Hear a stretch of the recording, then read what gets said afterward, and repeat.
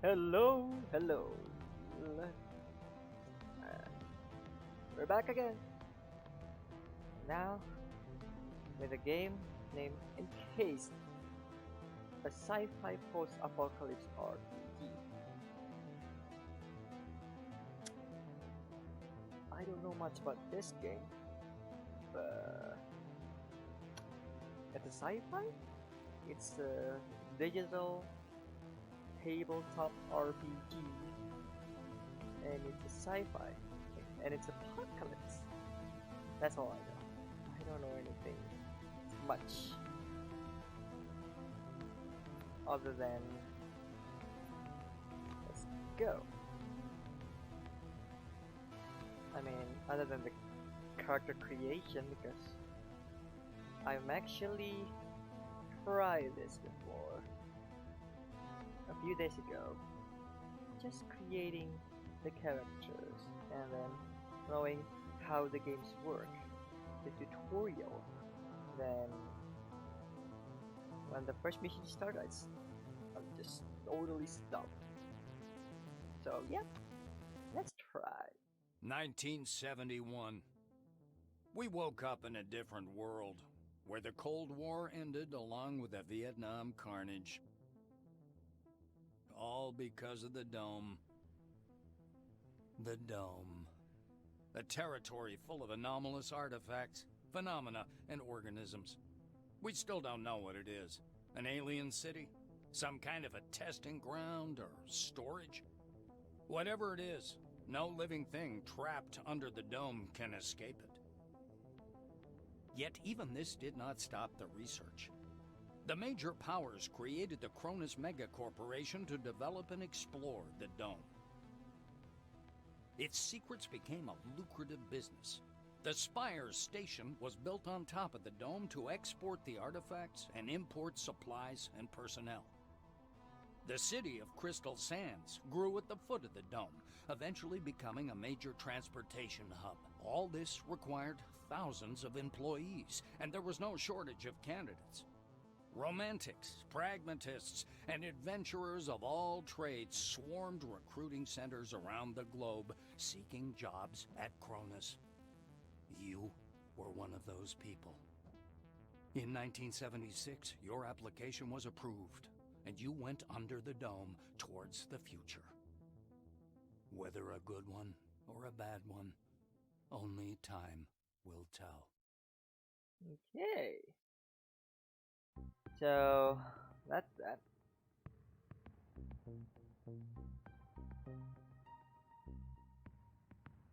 Okay, this is the base character, but we'll skip this. We'll just go to create character because why not? Okay, welcome to the character creation screen, where you will create a protagonist to plunge into adventure under the dome. To begin, choose the name of your character. Select wing in which they work, they portray, and then adjust their physical appearance. Click the next button to continue. Okay, now don't show this to me again. Oh, I mean, yeah, you can. First, I'm gonna be male. Around 20. 21. That's good enough. Okay. Gender male, body type man.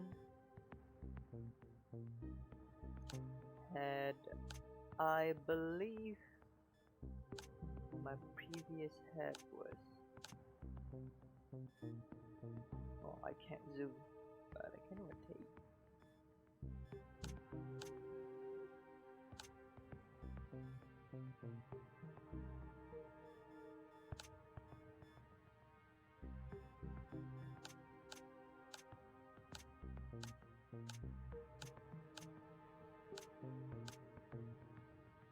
I think this is my previous. No, this one. No, this one. And the portrait, I believe I'm choosing this one. Everything's fine. Yes. Oh! You can place your own portrait. Wait.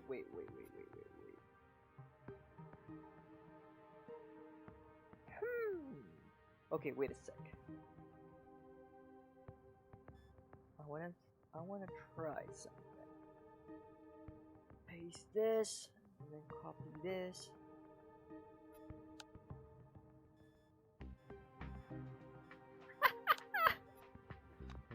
That's me!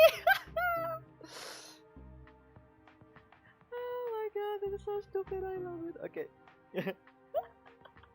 Now I won't get confused. Okay. There.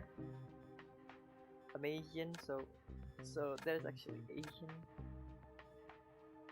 Caucasian. I don't know Caucasian, African. Oh, American, I think. Or European, I don't know. Hair. That's fine. I want to pick this one, but it's too curly. This is too nice, too long, too short, too straight, a little bit too short, not bald, still looks bald, not good enough, feel like an old man, brick boy, not enough.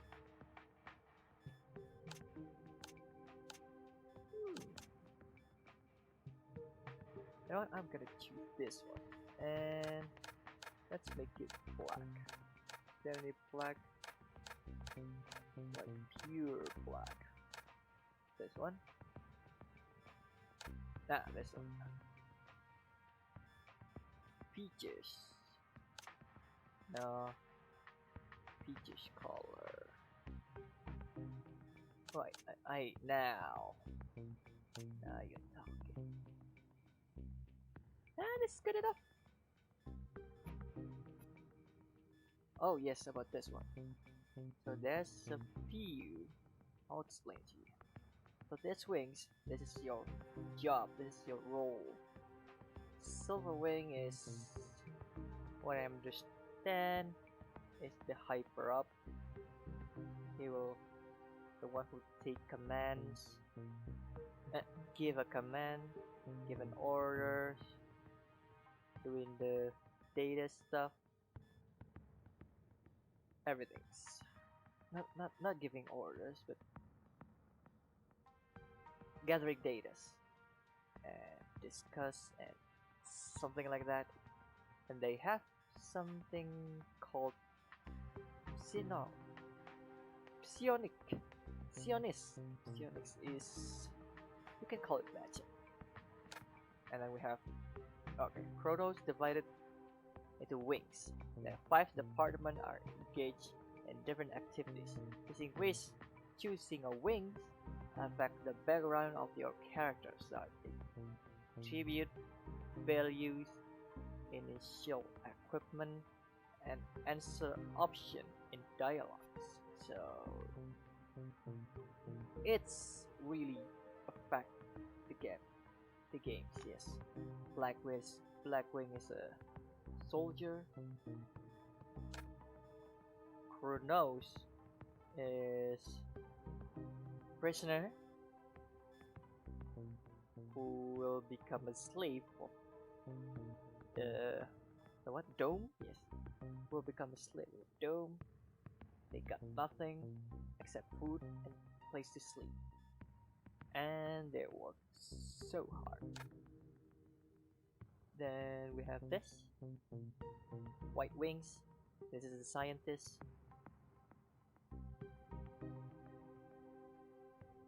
And doing a lot of research on something. And this is a mechanic. Blue Wings. as a mechanic, make things, repair things, etc. etc.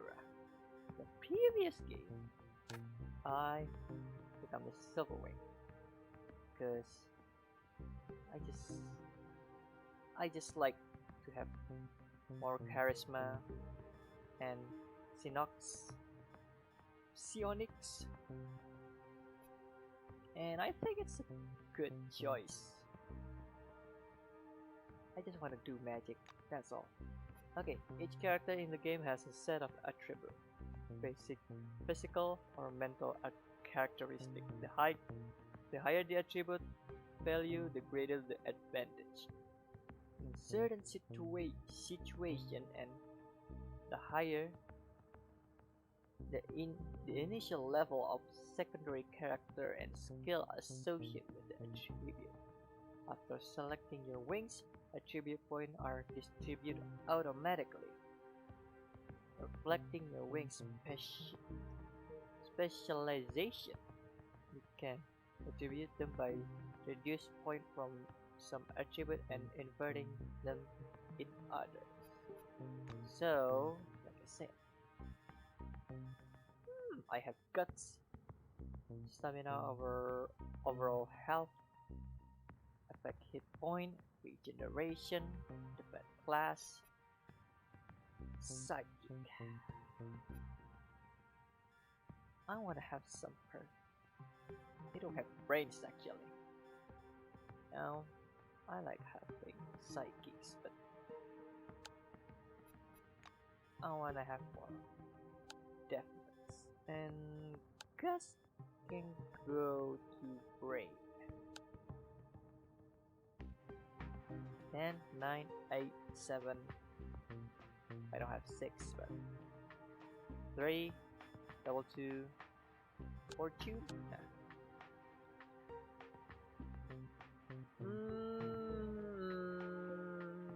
Charisma.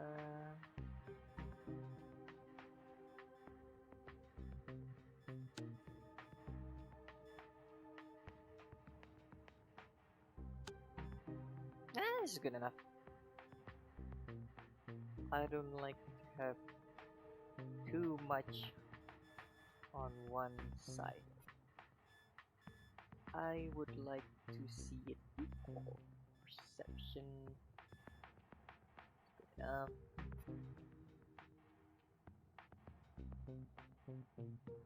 Okay. Ability.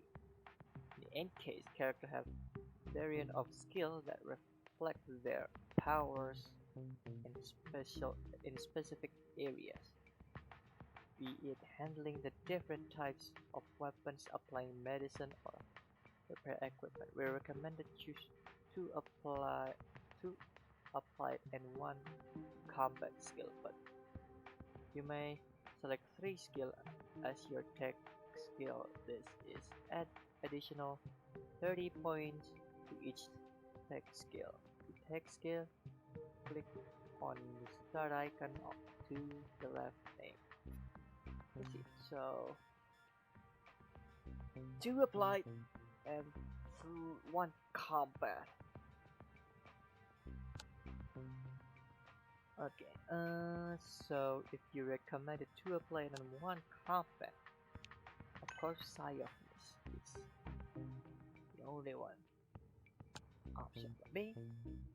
And I believe influence,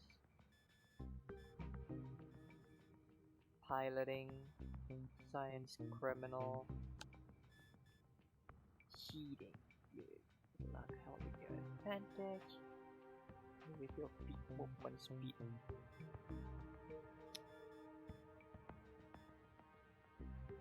Pickpocketing, provide access to contents of other people's pocket.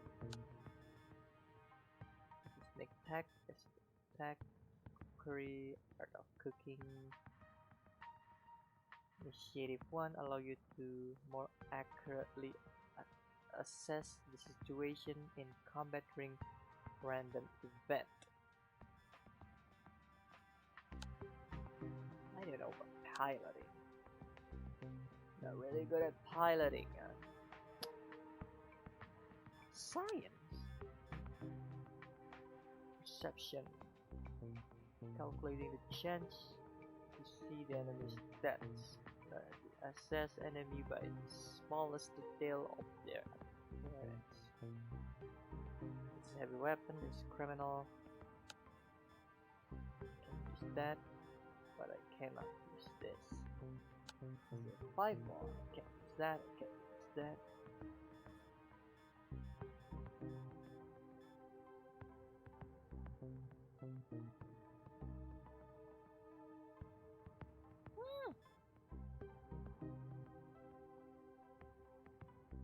Oh, yeah, I think survive. Do good, but I don't have the tech.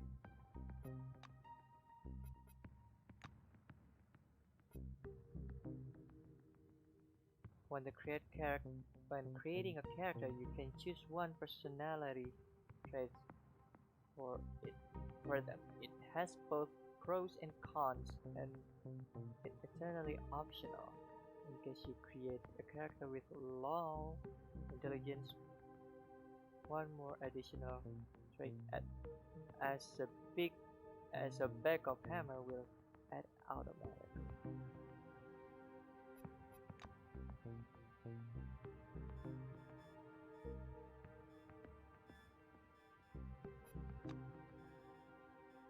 Low on what? Okay, let's see. Slacker survival. How much do I need of this? Tech.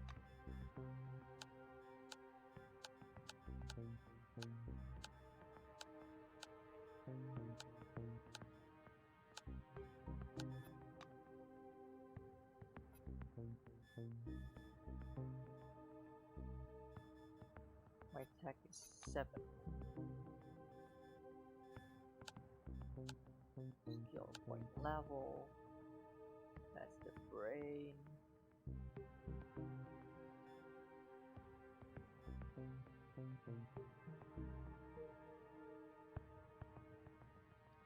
You graduate from university at the age of 11 and can describe your genius in 20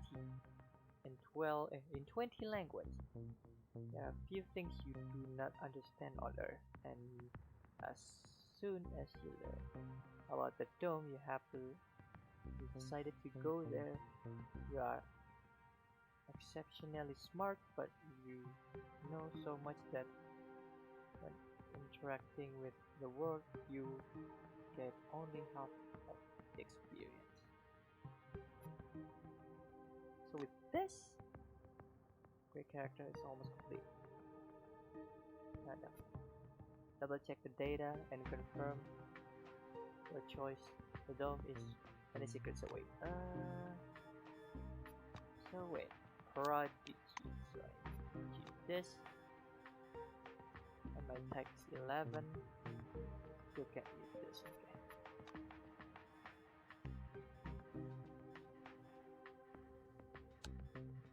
Okay.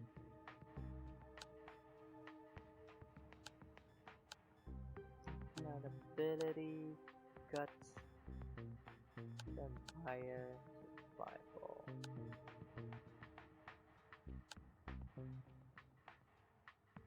Tech plus 10. You and your friends survive many trouble, but somewhere not so lucky. You are torn apart by a colossal feeling of guilt over the death of your comrades, and it seems to you that the dome itself has been started with it.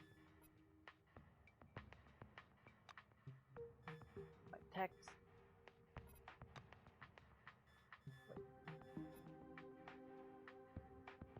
What the frick? Incoming crit damage. Incoming damage from your critical inflict. It's inflicted by your enemies. I see.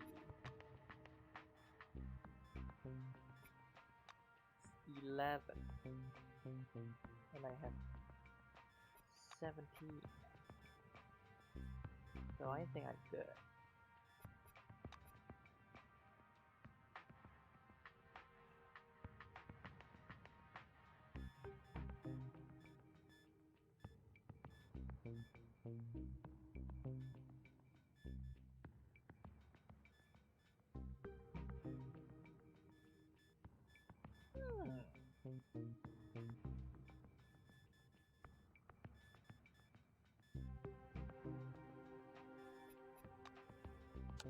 Influence is muscle, this is spray.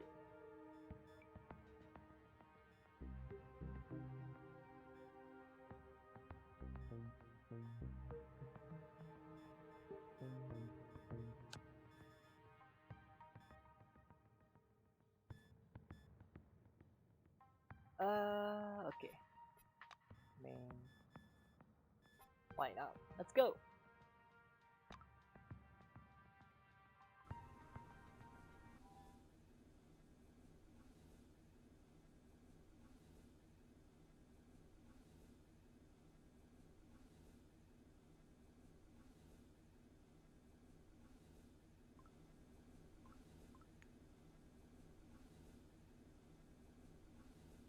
Interacting with different characters is important part of the game.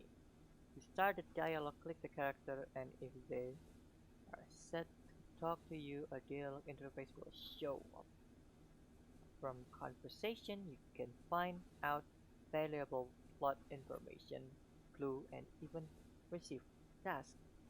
You choose your line carefully. Careless word can cause resentment or provoke a fight. I understand. I pretty much understand. Hello. A man with a mustache and a blue jumpsuit is standing at the window, studying the construction site below through the occasional break in the clouds. His badge reads Igor Patanin, planner. The blue taps on the glass with one finger and gestures you to come and take a look. Seems like he doesn't speak English. Using sign language, mimicry, and all of your artistic talent, you're able to communicate with the planner. Yeah. Once he's sure you're watching, Patanin points up in the direction of Spire Station, from which you departed a few minutes ago. He sketches the outline of the station on a broad, foggy section of glass. Once he's finished, the blue turns to you with a delighted expression.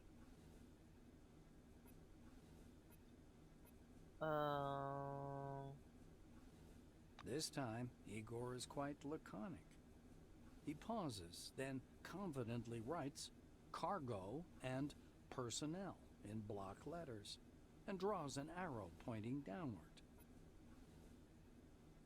Beside it, he writes relics, and draws an arrow pointing up.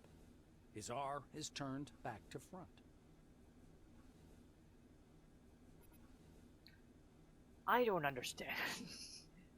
Maybe he is understand, but me, no. The blue begins to mark up his diagram with a series of footnotes and numbers. Turns out the station's ring diameter is a bit more than 1,500 meters. Its height above the dome is 317 meters, and the total height of the spire, including the loading docks, is nearly 720 meters.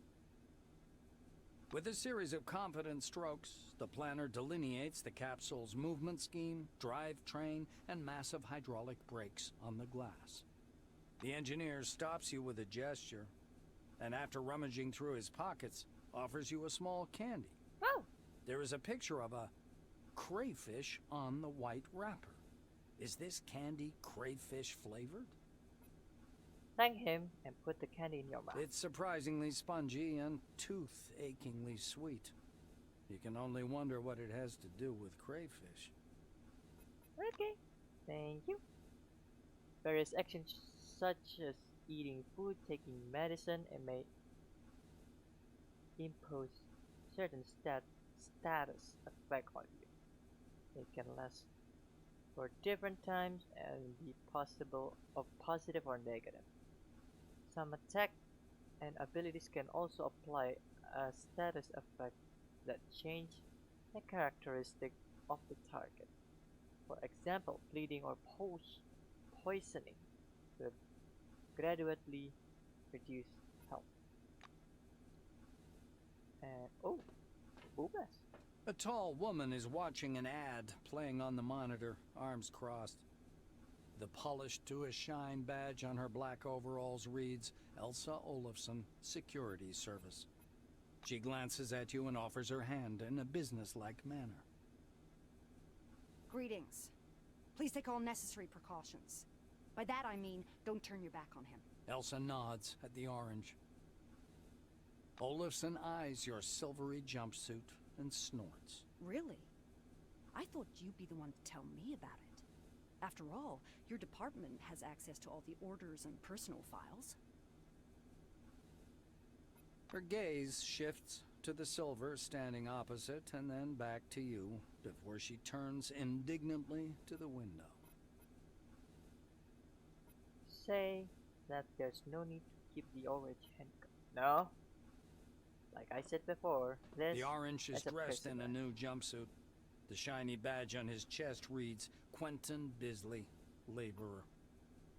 He's side-eyeing the screen skeptically. Despite his tired, grim expression, his gaze is open and friendly. However, the general impression is unmistakable. There's something frightening about Bisley.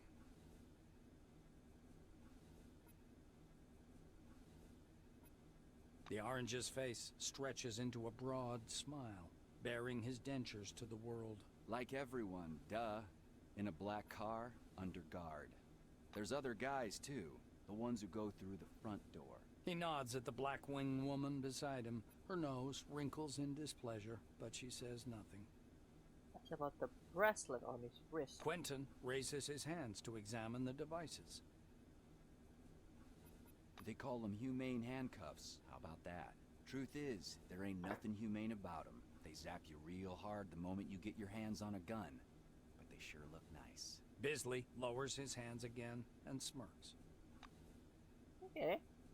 You do you, mister. A guy wearing thick spectacles thrusts out a sweaty hand. Monty James, Silverwing. He glances Oh. down at your badge. Ah, it's you. I found your file extremely interesting, and your CV wonderful. Inspiring, really. Oh, when I thank had you. the opportunity to look over the files of my future colleagues, I couldn't resist. I don't want to sound boastful, but silver level clearance has its advantages. Monty winks. Ask him what he saw in your file. In my Monty file. makes a ring with his thumb and forefinger. You were number 63,784 on the waiting list, but you were lucky enough to get into the dome after only 16 months.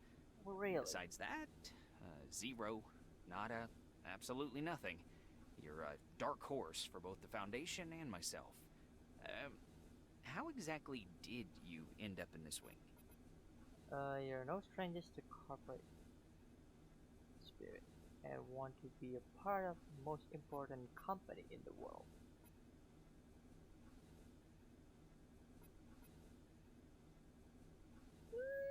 I'm going for the money. James nods his understanding. Yeah, the money is good, though it's slightly concerning that we're paid in company scrip. If the dome economy ever crashes, we'll be left with nothing but toilet paper. I'd sooner be paid in Swiss francs. An uncomfortable silence rises between you, and Monty abruptly changes the subject. He taps the narrow illuminator panel with one finger. Look, there's a storm rising. The lightning is strange. Green. Should lightning be green? This is my first sandstorm. Since you're silver, you would like to refuse all the other employees' file. James spreads his arms regretfully. You misunderstood. I don't carry the physical copies with me, but I did get a chance to familiarize myself with them. Ah, yes. Ask away. How about the White Wings? Monty presses his plump hands to his chest, as if in prayer. Tamako Kimura from Osaka, a physiologist. She's Nope. young, but already has a PhD. James moves so close, his lips are all but brushing your ear. Just between you, me, and that lamppost, Kimura has an older sister, Ayaki.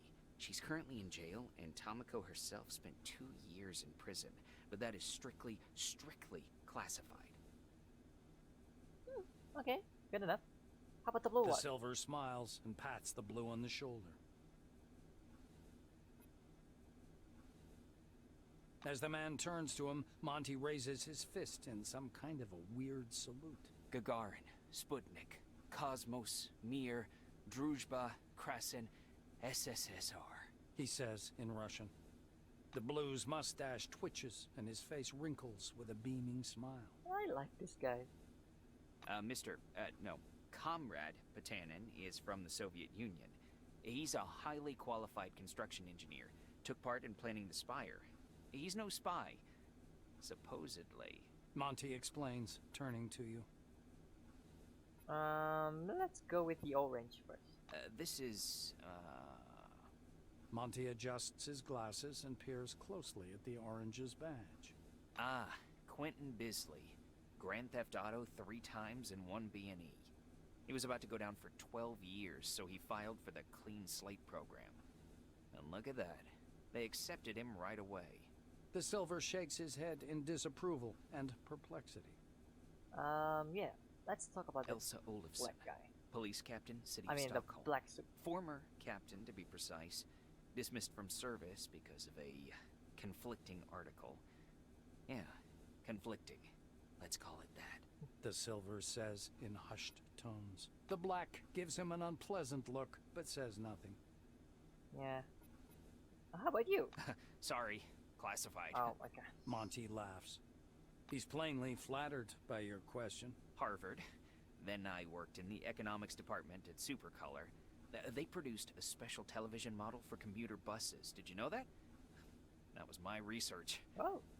What else? Well, I like sports. Water aerobics is a sport, isn't it? I don't smoke and never eat after 6 p.m. Just saying, these kinds of things aren't in the file. So saying, Monty abruptly falls silent. Okay. And how about you, ma'am? The thin, pale young woman is sitting at the window, leaning against the illuminator. The glass is slightly fogged with her breath. She turns to you. Her shiny badge reads Tomoko Kimura, physiologist. We've crossed the border. No way back now. Even traveling by the funicular wasn't so thrilling. The white presses small hands to her blushing cheeks. You were thinking, why have no children been born under the dome? I've got a working hypothesis, but I'm not ready to share it yet. She says softly, as if answering a question you didn't ask. Okay. Ask Kimura if she sees the dark stain on the outer surface of the dome. Kimura peers through the glass in the direction you indicate. Oh, that's the aircraft that crashed into the dome during the first expedition. I believe that's a wing fragment, and there's some white canvas. What do you think that is? Maybe a parachute? Maybe not.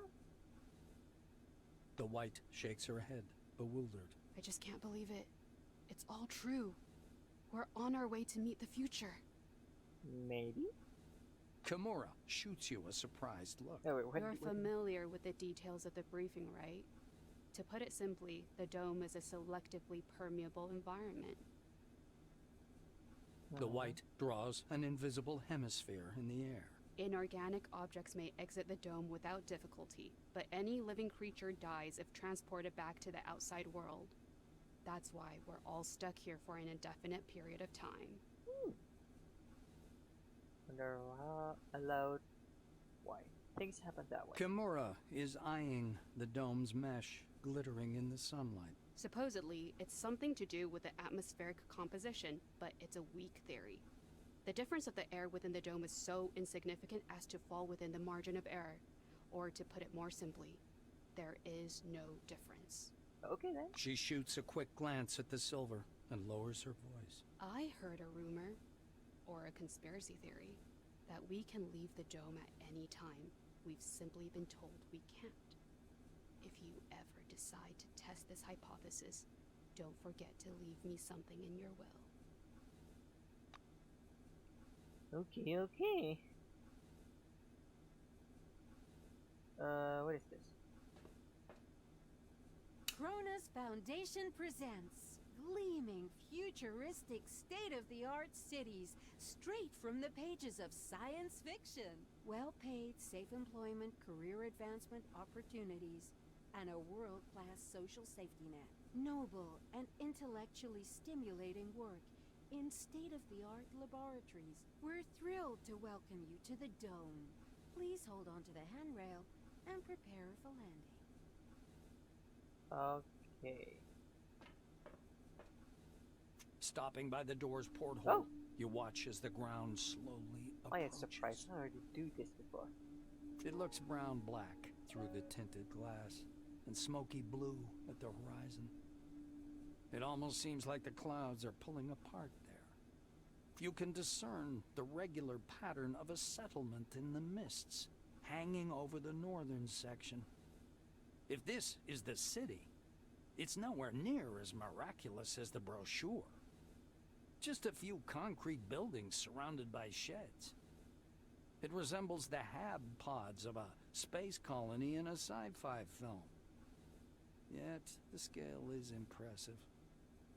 In only 5 years, a small civilization has arisen from these bleak sands to tackle mankind's greatest project.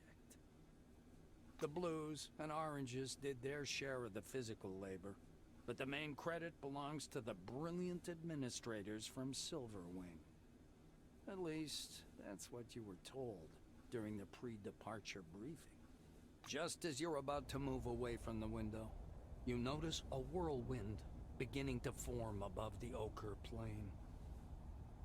The gathering storm drifts unhurriedly above the desert, a crown of green lightning flashing at its core. Clearly no ordinary weather phenomenon. It must be one of those anomalies. You freeze by the window, unable to avert your gaze. Okay, stand up on your tiptoe and try to back out the building down below. Stay until you're landing. Stay where you are. Try to see if you can spot the mysterious four-pillars structure until you land. Stay at the window and watch the whirlwind to land. Join the group member. The outlines of the landing site, blurred by clouds of dust, appear behind the greenish glass of the porthole.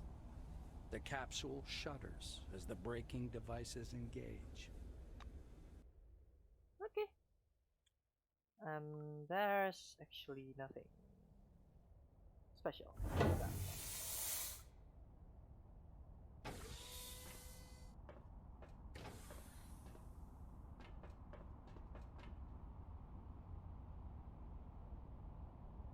Let's go. In any case, you can rotate camera using E and Q keys. E and key keys, as well as zoom by pressing this key. Wait, what do you call this?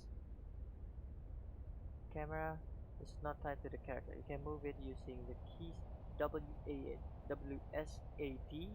Straighten standard view, quick tap. Press C.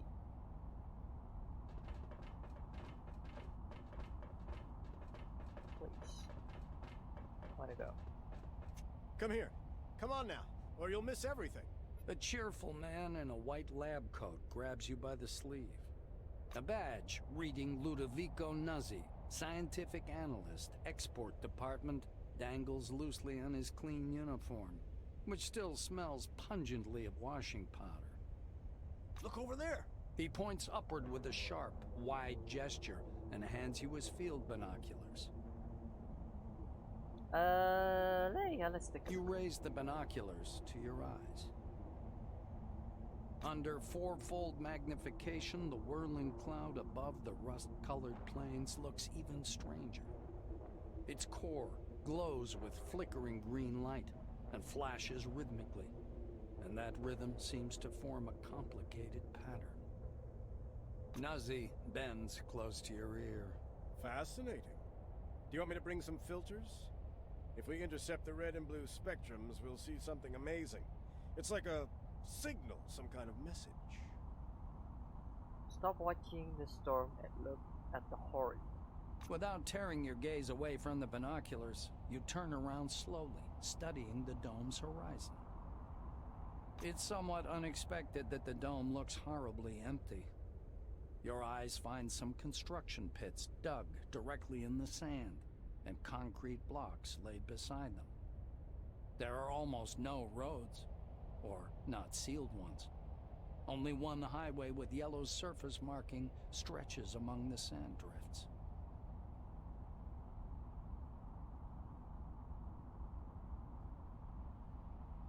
Yeah, The that's scientist looks blankly at you, then down at his lab coat. Ah, this? This? He lets out a blaring laugh. Ludovico points at the building behind him. I work in Concord Station, categorizing relics. My job is to classify them by rarity. Then the blues package them, silvers issue the documentation, and oranges move them to the cargo capsule. Just like the one you arrived in. Nazi points upward.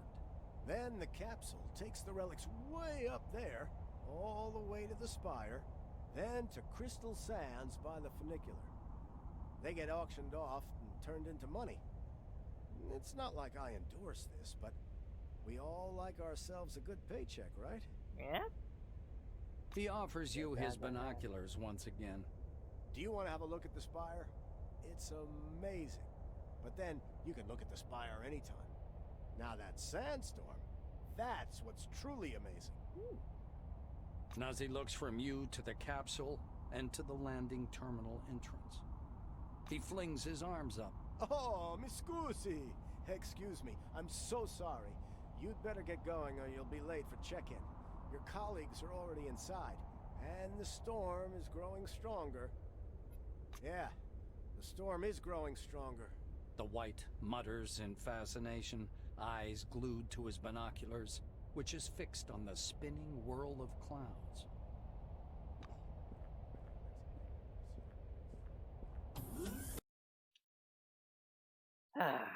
This is nothing.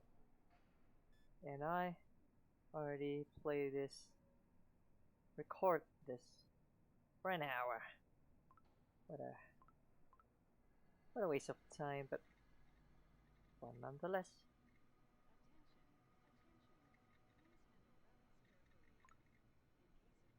Through the game, you will perform various tasks, some of which lead you through the story as well as other reveal different aspects of life under the dome. You can always find out the task status and read the detail in data section. LP.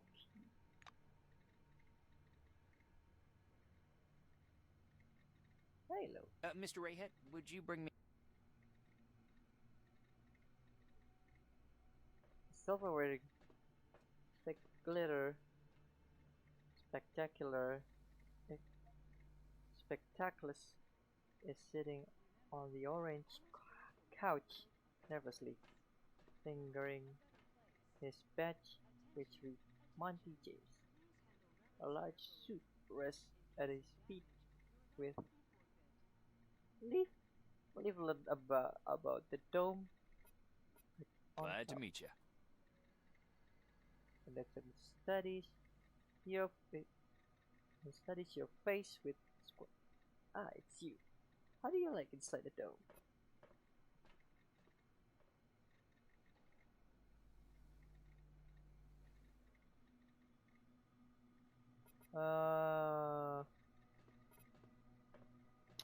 I'm not ready to answer yet. My first impression is unfortunately not very positive. They forget to add my name to the new recruitment manifest. Can you imagine? Try registration in the terminal. Nah, that's your problem. It was nice chatting. Yeah, thank you. Who's this? I don't care with you. Hello, come up to the desk. A tall receptionist watches you from behind his desk with a bored, haughty look. He waves impatiently at you to approach. Noticing your silvery uniform, he offers up his best artificial smile. Welcome. My name's Dean Rayhead. It's my job to help our new employees settle in. Please wait a moment or two while I register you. The administrator slaps himself on the forehead. Ah, I almost forgot the regulation pre-registration greeting. Just a second. Rayhead produces a reel-to-reel tape recorder from beneath the desk, rewinds the tape to the beginning, and presses play. The speakers explode with a harsh, crackling sound, over which the tick-tick of a metronome slowly grows louder. Solemn music begins to play, and the administrator's face takes on a serious expression. Dear employee, on behalf of the Cronus Foundation, I, Administrator Dean Rayhead, welcome you to your new life under the dome. Okay. The administrator clears his throat and continues. By joining our company, you choose the path of science and progress. You are among mankind's best, and we ask that you live up to this. Dean squints down at the monitor. Deserve this title. Do your job honestly. Obey the law. Respect your colleagues and... The music fades, and the administrator finishes his speech. And together we will build the best possible future for all mankind. Dean puts the tape recorder away. Now that we're done with the official greeting, I'll register you and upgrade your Selectron. Okay?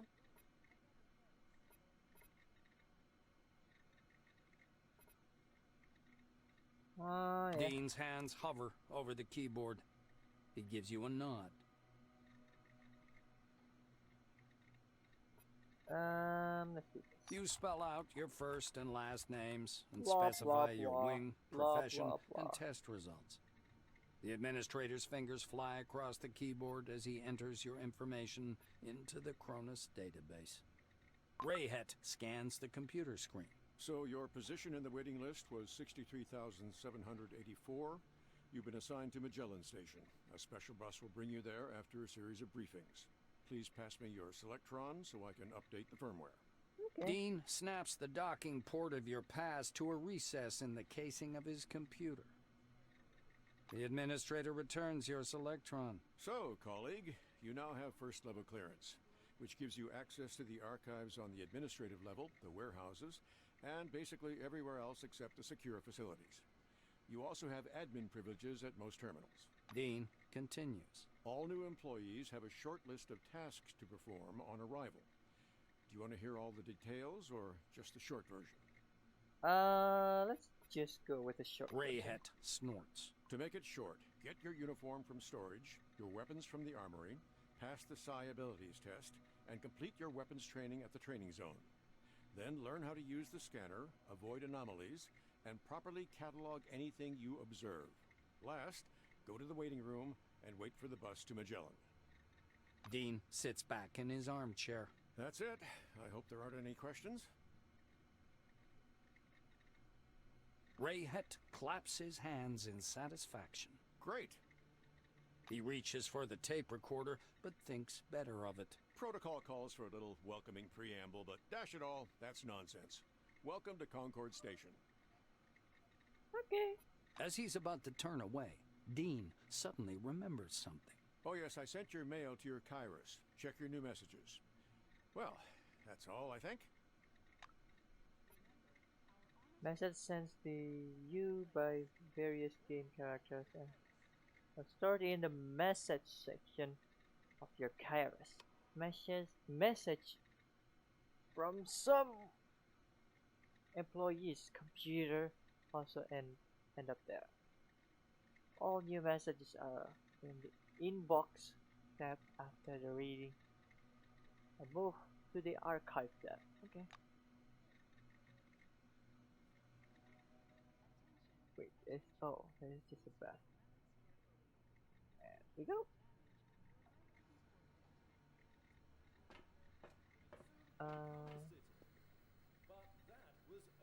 How about the wait?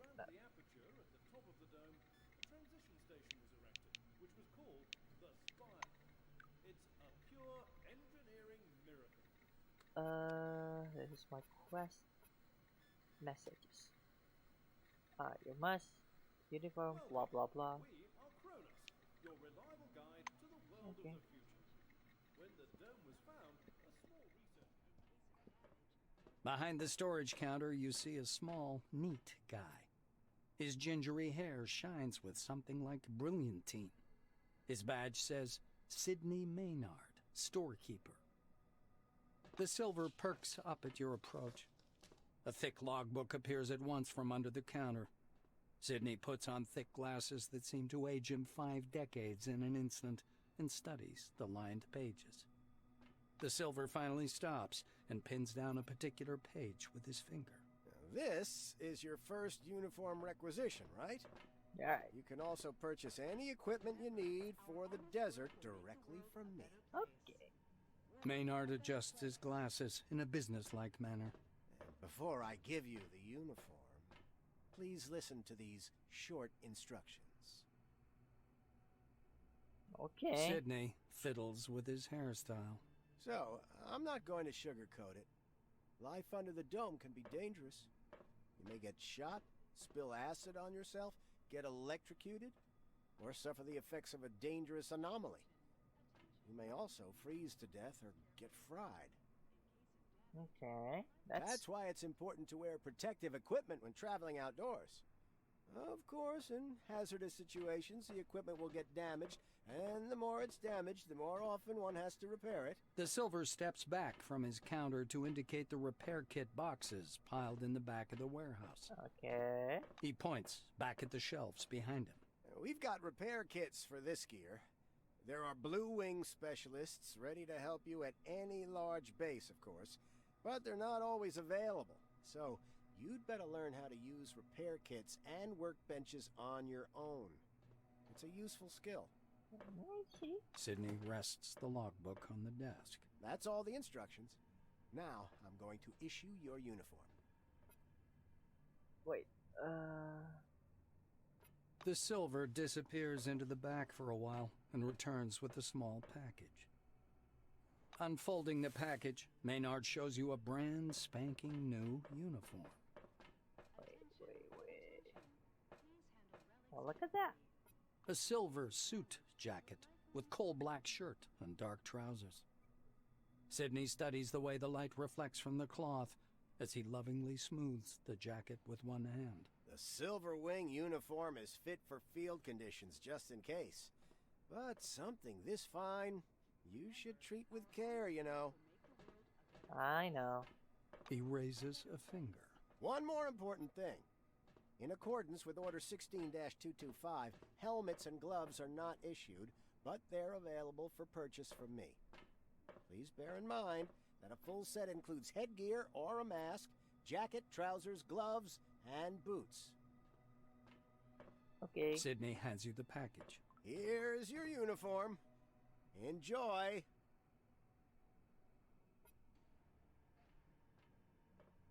Nah. I'm not here to buy. But look at this. I'm cool now. I'm the cool kid. This is my money. This electronic key for doors with Chronos facility. That this receive the door frame and system will certify your access.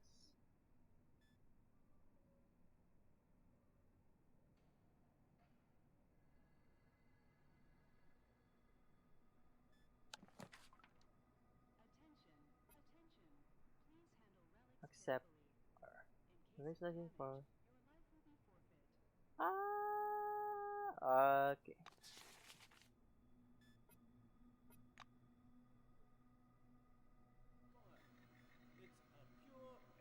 I really can assembling things. Anything urgent, Mr. Krachkov? Katarzyna, did you mark it as Class 1 again, instead of 2? Look, here's the scanner data. It says the relic is a scientific device. The smell of good tobacco wafts off this tall, portly woman from a meter away. A black lacquered pipe, an open logbook full of signatures, and a metal flip calendar sit on the counter in front of her. A small nameplate reads, Margarita Tkachenko. Margarita Tkachenko. Wait. The woman fixes her coppery hair with one hand and casually lights her pipe. To what do I owe the pleasure? Her voice is deep and gravelly. Margarita thumbs back a couple of pages in her logbook. I see. This was your first receipt. Yep. She glances at her Kairos, looks at you, snorts, and retreats to the shelves. Okay. Tkachenko returns a couple of minutes later, carrying something that looks more like a toy than a weapon. The weapon seems weightless as she spins it around her finger. I ain't telling you shit about this thing, 'cause that's exactly how much I know. Laser, schmazer, cadmium battery, fiberglass body, blah, blah, blah, blah, blah. You probably know more about it than I do. Here.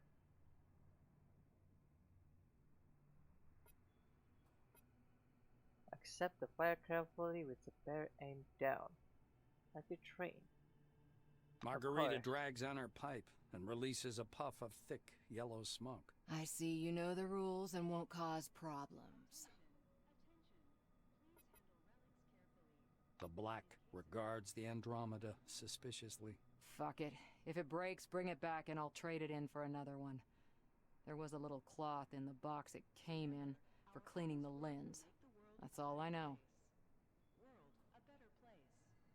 Tkachenko bites down on the stem of her pipe. Are you kidding me? I'm a different breed. One that doesn't understand toy guns. What if it turns out to be radioactive? Sorry, but I can't help you out on this one. Okay then. The armorer shrugs, puffing indifferently on her pipe. It's the least I could do. We have a requisition list from the Silvers. For free, you receive only rubbish. If you want the real deal, check out the weaponry shop. Or me.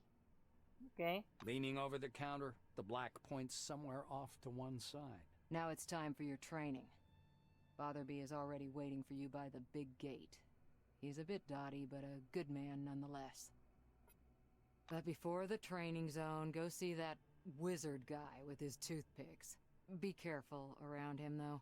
Don't let him pitch you a line. Psychic my ass. She winces in disgust. Encased has several modifiable keys that will make your gameplay much more comfortable. Or shift to view more detail of tooltip for an item, control attack character and doors, alt highlight interactive object and object lying in the ground. This is object. This is attack. This. What does shift do again? I'll complain to the Silvers about that idiot. They'll take the appropriate measures. Moving between locations.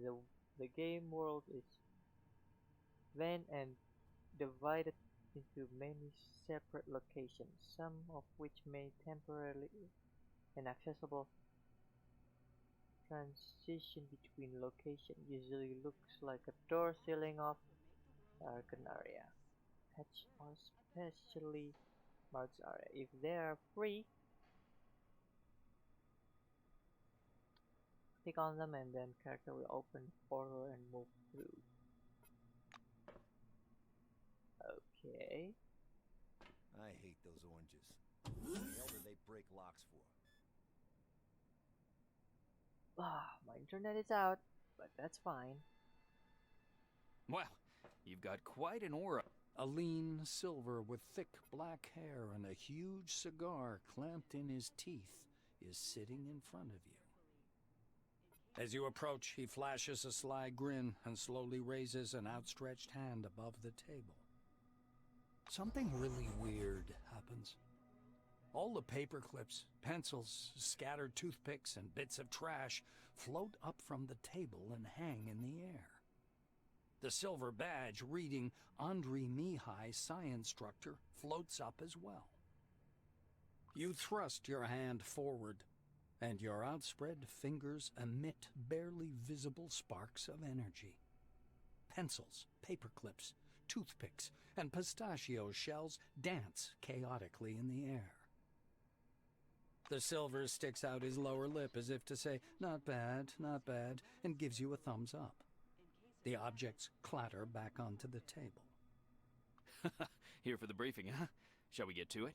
He takes the cigar out of his mouth and exhales a lush cloud of smoke. The silver props his elbows on the table. Anyway, here's the deal. It's more profitable for people with a high psyche to study psionics. Give me your hand. Okay. Not waiting for an answer, he grabs your hand with strong, dark fingers. He jerks his hand back at once, then touches you again, carefully and distrustfully.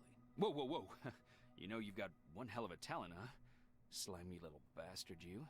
You want to take my office, I know. But you sure got some power there. The silver takes a thin glove covered in talc from his desk and passes it to you. Look, a glove, right? But it isn't just a glove. This is an ooh mama, hold me tight glove. It takes energy from your noggin, your psyche, and pew, concentrates it. He counts off on his fingers. Learn psionics. Put on the glove. Transform energy into the necessary shape. That's the whole briefing. Simple? Simple. Now to your questions, huh?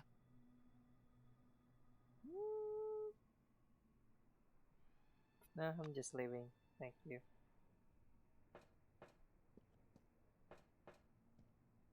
As you reach to open the sliding door, an engineer in a bright blue jacket stops you. Hold on there, Chief. It's out of order. See? You're a newcomer, right? It's a straight-up open house here today. He offers you his hand. According to his badge, this is Maxim Penkovsky, technician. Hello. The technician slaps the door with one hand. You have to wait until I'm done. Some orange jammed up the lock with chewing gum just for a laugh. They're like animals, those oranges, marking their territory. If you ask me, they're too gracious about those bastards in Crystal Sands.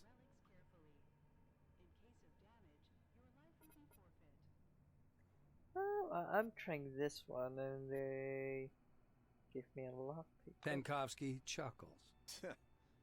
Looks like you don't get it. Tons of relics pass through Concord. The base is laid out to make everyone walk a single route, with the top level as separate as possible from the bottom.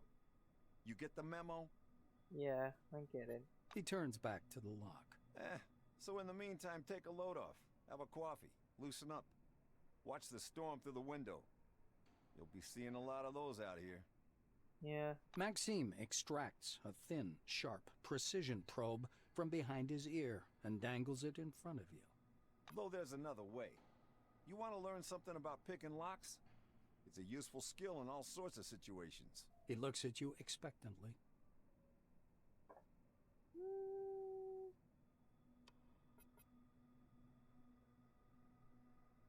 Okay, the then. Blues getting excited. All right, looky here.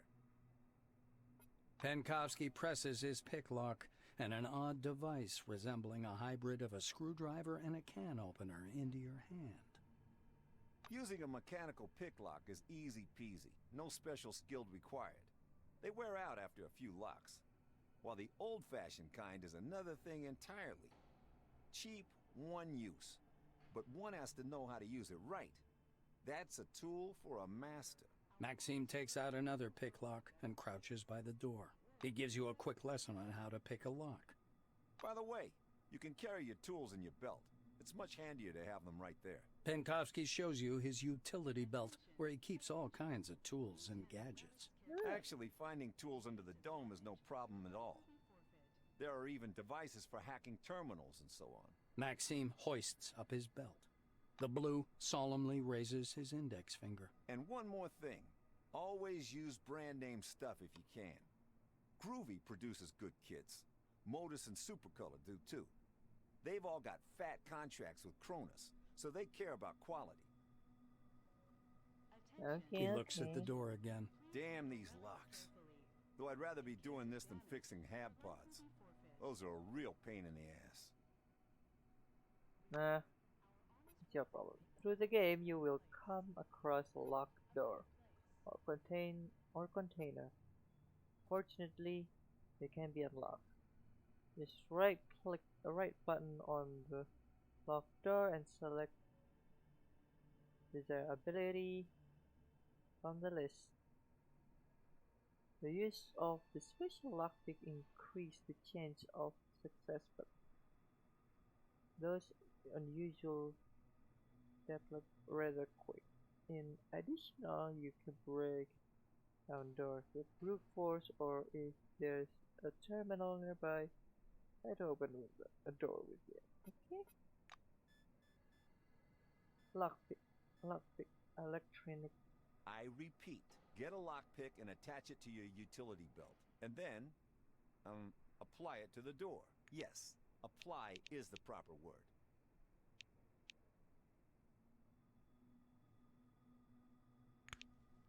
Attention, attention. Please Oh, I handle see. relics carefully. In case of damage, your life will be forfeit. You're doing great. All right, off you go. I'll keep working on this lock because of that orange. Hey-oh. Okay, thank you. Welcome under the dome, an amazing excursion to a world of new technology and the griddles And therapeutic saunas. I don't know about you. A middle-aged black is sitting behind the counter with his hands in his lap. The buttons and zippers on his uniform are polished to a shine, and even his badge, Winston Botherby, instructor, has been buffed so much it hurts to look at it. Botherby frowns as you approach. Your first act is being late for the briefing. You going to be late for your funeral as well? No, I hope so.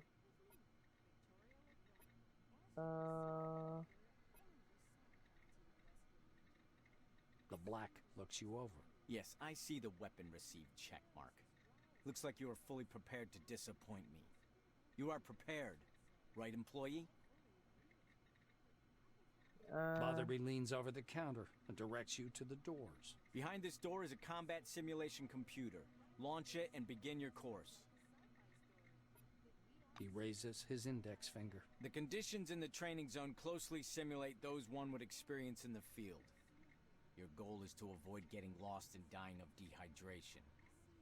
And try to aim the barrel away from yourself when shooting. Pulling a notepad from his pocket, the instructor jots down your name. Your goal is to hit 3 targets. I'm going to monitor you and advise as necessary. And try not to burst into tears. That's all. Go ahead.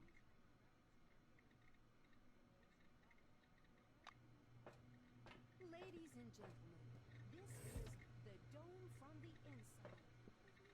Let's go. Through the game, you will often have to interact with various computer terminals contain useful information, allow you to turn or disable mechanics, and open locked doors. If you accidentally or intentionally killed one of the main characters, the information on how to progress further in the game can almost always be found in a terminal. Okay. For entering combat, you make sure you prepare. Check your and your companion health. Move your weapon from inventory to the hand slot. Load your gun. If necessary, prepare medicine. Counter health damage. Consider the consequences of your action, and then direction of your attack, or well, just make sure just make a bloody mess. Okay.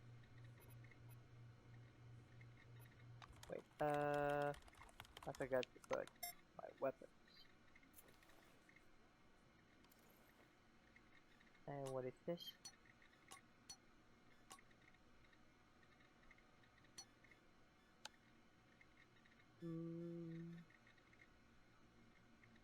Yeah. Okay, let's go.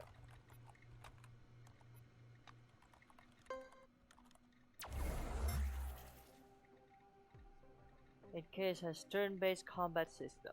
The move sequence of your opponent, allies, and yourself determined by initiative. Action point are spent on moving, using ability, and attacking.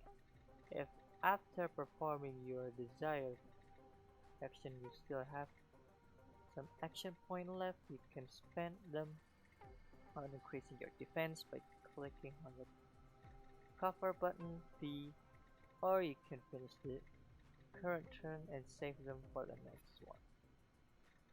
Spacebar. Okay, so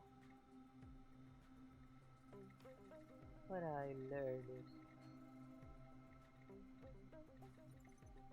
I can attack this guy. I wouldn't cheer for random chance if I were you. Target hit. Dead.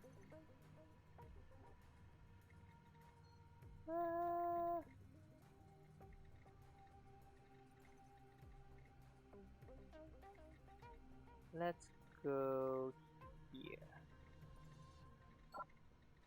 Not enough action. Let's just go slowly. Wait, I can move my camera. Oh! Did I get hit? Environment in combat. In almost every battle, you are surrounded in interactive object traps full of toxic goo, flames, or barrel of fuel that can be blown up and well execute. All this can be given your advantage or content. Conversely, compared a complicated your life.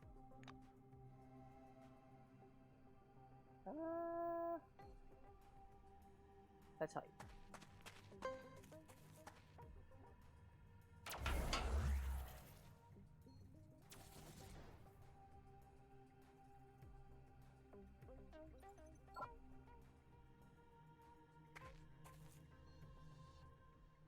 Target hit. Try not to get too cocky. Target hit. Nice. I wouldn't cheer for random chance if I were you. Ow.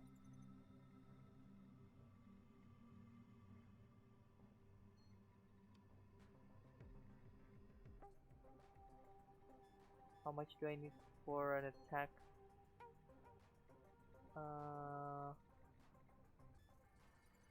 3. So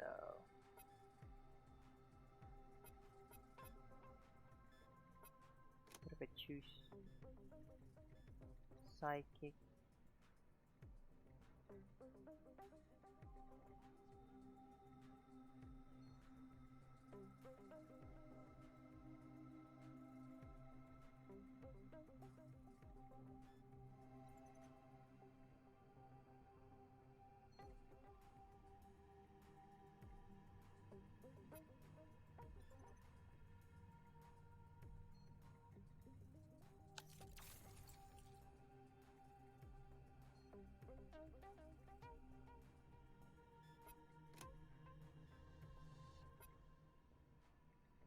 Target hit.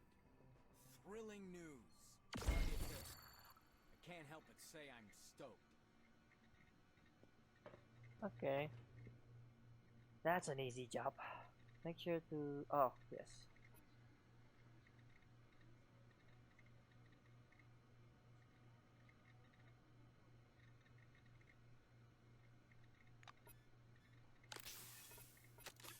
Ladies and gentlemen, this is the Dome from the...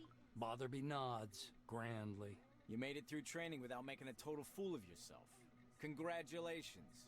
I'll send a report up the chain about your completely unanticipated success. Okay. You're dismissed, employee. Hospitable I'm just wilderness, you'll scared. say. And I fully agree with you. But what if I told you that in a year, you'll be lying by a swimming pool, sipping a margarita right on this spot? You see a tall scientist in a white lab coat, bathed in the dim lamplight. He almost appears to be hovering above the laboratory floor. The man turns at your footsteps. He's holding a paper clipboard and a pencil. His shimmering silver badge reads Sebastian Van Olden. He glances from you to the glittering watch on his wrist. I want us to respect one another's time.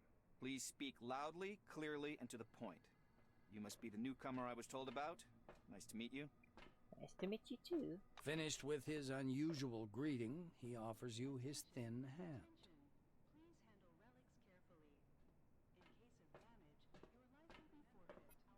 The amiability in Van Olden's eyes winks out like a light. He looks at you coldly, but calmly. My instructions will take as long as I deem necessary. I lecture, you listen. Am I clear? Yeah. The scientist puts the clipboard aside, raises his watch for a closer look, and sets the timer. He shows you his watch dial.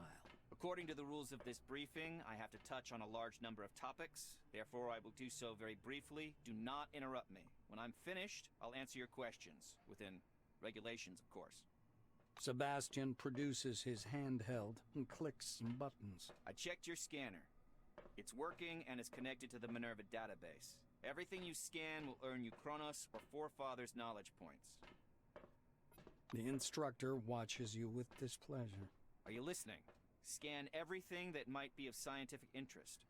First of all, anomalies. They could be dangerous. Make sure to always have medication with you. Okay. He places a canvas pouch in your hand. This pouch is full of bolts. You can temporarily discharge an anomaly by throwing a bolt into it. It's primitive, but reliable. Okay. Van Olden pushes a button on his stopwatch. So, my oral briefing fell within the allotted span of time. Any questions you want to ask me? The scientist glances at his watch again. You're within the time limit for questions. The next step is training in the artificial ecozone. He rests one finger on the button in preparation to start the timer. You're going to go downstairs and scan relics. I will be monitoring your progress. Please note there are several radioactive anomalies in the ecozone. These are the same conditions you'll be working in the field. Radioactive zones and relics are quite common under the dome. What the frick?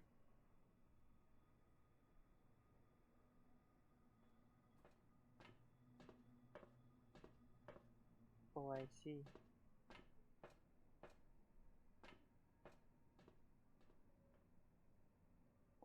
Wait.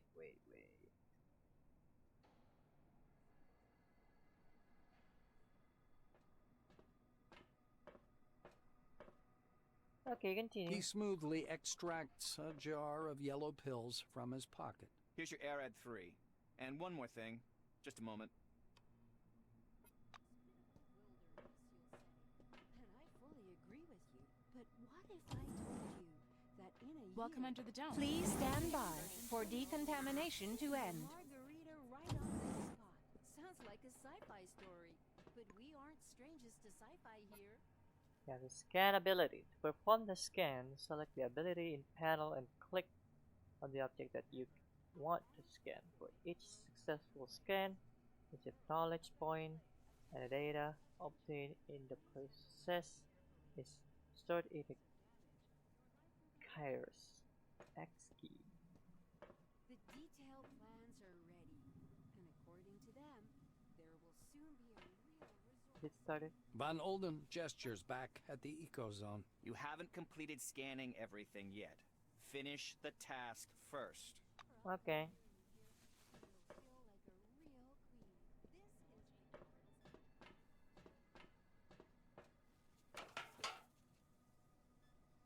Let's scan first. Be careful around the anomalies. Touch one of them and you'll be injured. Toss a bolt at the anomaly to this journal entry. A successful scanning attempt. You're doing all right so far. Go ahead. I'll keep an eye on you and make sure you don't screw it up.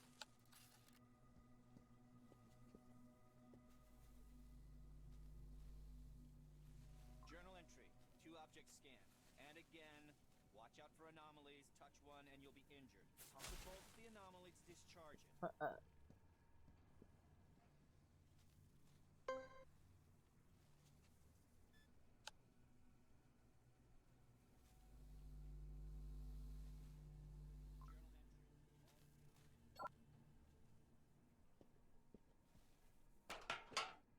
you.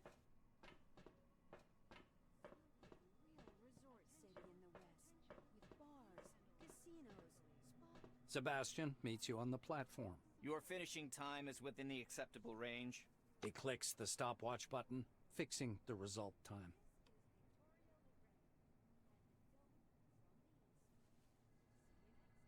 The scientist turns back to his notes. Not bad. One question.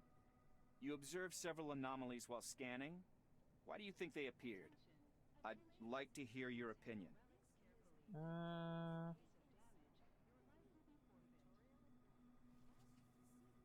The scientist assumes a superior expression. I knew you'd come up with something like that. I see you understand nothing about the nature of anomalies. So let me add a couple of points. Okay. He glances at the shimmering blue light in the eco zone. The truth is, we don't know the precise reason for these phenomenon either.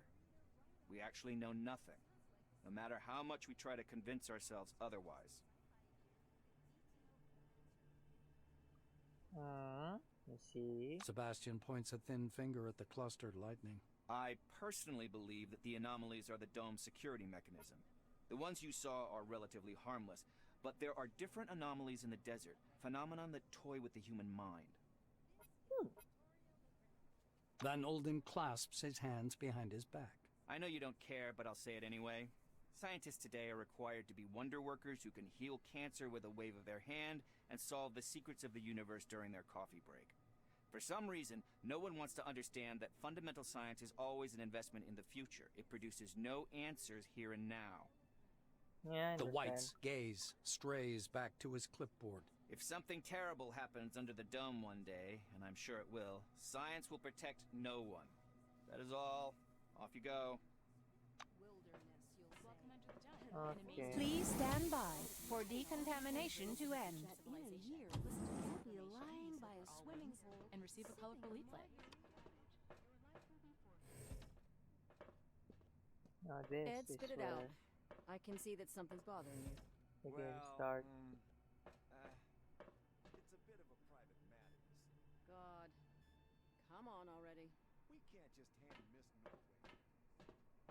Employee, please come here. There's an urgent task for you. Attention, attention. Please handle relics carefully. What do you want? In case of damage, your life will be forfeit.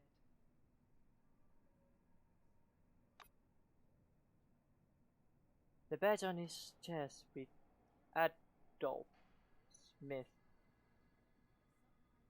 head of security. Smith is studying your back, disapproving it seems. The uniform could use a wash badly. I'm Adolf Smith, head of security service. You were sent to Megaland, but there was a chance of circumstance. A better place.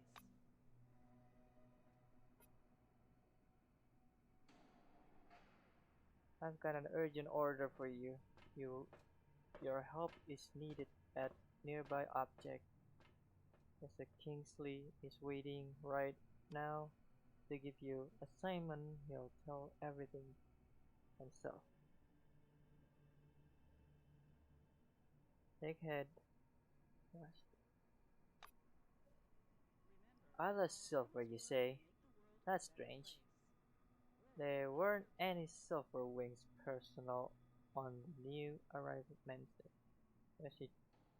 Must be documentary problem.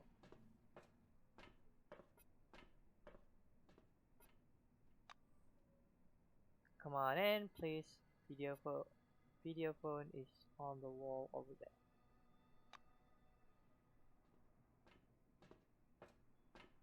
Wait, can I craft something?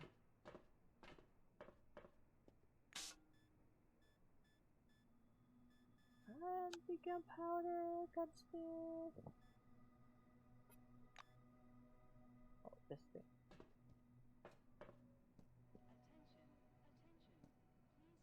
The giant display glows welcomingly when you approach. A red light comes on under the screen's steel hood. The camera is switched on. A gray old man with high cheekbones appears and squints out at you from the screen. Do you copy? He leans close to the camera, his glasses glittering. My name is Martin Kingsley. I'm Chief Officer of Magellan Base. We were supposed to meet in person, but unforeseen circumstances prevented that. One moment. I'll grab your file. He reaches for something out of view and produces a thin folder with your name on the cover. Apparently, your file. Kingsley opens the folder to thumb through the pages. He marks one of the pages with a pencil. Silverwing. Colleague, I'll be honest with you. It's crucial for me to know my managers, so I'm asking you straight. Why did you choose a career in our division? Confess you have enjoyed the power over people. Answer that you're interested in auspicious project and challenge task. Explain that vision is a lot of money and life. Martin enters a mark somewhere in your file. We'll find a place to apply that ambition of yours, rest assured. Kingsley closes the file and folds his hands in front of him. Thank you for your reply. I learned a little more about you. Now I want you to learn a little bit more about us. Keep in mind, this is not a rehearsed speech. Okay. He assumes a serious expression. When the dome was discovered in 1971, it became a scientific and media sensation, a worldwide phenomenon, and likely the most significant discovery in the history of mankind. Kingsley drums his fingers on the unseen desk, his gaze focused somewhere beyond. I see. You were enticed here by radio advertising, telefilms, and all those interviews, billboards at every turn. Cronus wants the world to see the dome as a stage where something merry and fascinating is going on. But now that you're actually here, I want you to see the real picture. You can't make out his eyes behind the glare on his spectacles, but he seems to be staring directly at you. Here's the truth. Nobody was waiting for us inside the dome. It's neither a treasury of technologies nor a cemetery of the ancients. Perhaps what we're doing now is defusing the world's most complicated bomb. Will our mission thrive? I believe so. If we work together and everybody does their part. He looks back at your file. I say, do what must be done. Because that's what the concept of the 5 wings is all about. Kingsley points at the camera. You're from Silverwing. Special requirements are imposed upon you. You must direct others whilst having no real power. You must provide an illusion of might and well-being, and be honest and wise enough to reconcile your actions with your conscience, no matter that one clashes directly with the other. Okay. Putting the folder aside, he sits back and stares at you in silence. It gets so quiet that the ticking of a clock can be heard through the speakers.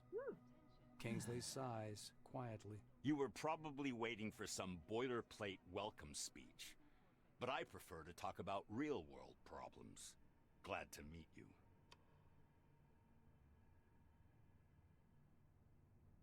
Martin nods slowly. I apologize once again for this long-distance meeting. Now, as we don't have much time, I'd like to get to the point. I'm sure you're curious why you were taking off the bus to Magellan and brought here instead. He moves closer to the camera. I'm going to show you a short video. Please pay attention. Yay. Kingsley's face freezes on screen. I have an urgent mission for an employee of your background and qualifications. I'd have assigned someone from Magellan, but I'm short on personnel. That's why it has to be a newcomer. I apologize again for the rush, but it seems I have no choice. Martin noisily clears his throat. Maybe you've heard about Nashville Base. While preparing the materials for this mission, I came across a short documentary film about the complex. I think you should watch it. The speakers produce a hollow click. Purple, gray, and black spots flicker on the screen. A blurred title The Cronus Archive 1971 to 1974 was used in the production of this recording. Appears at the bottom.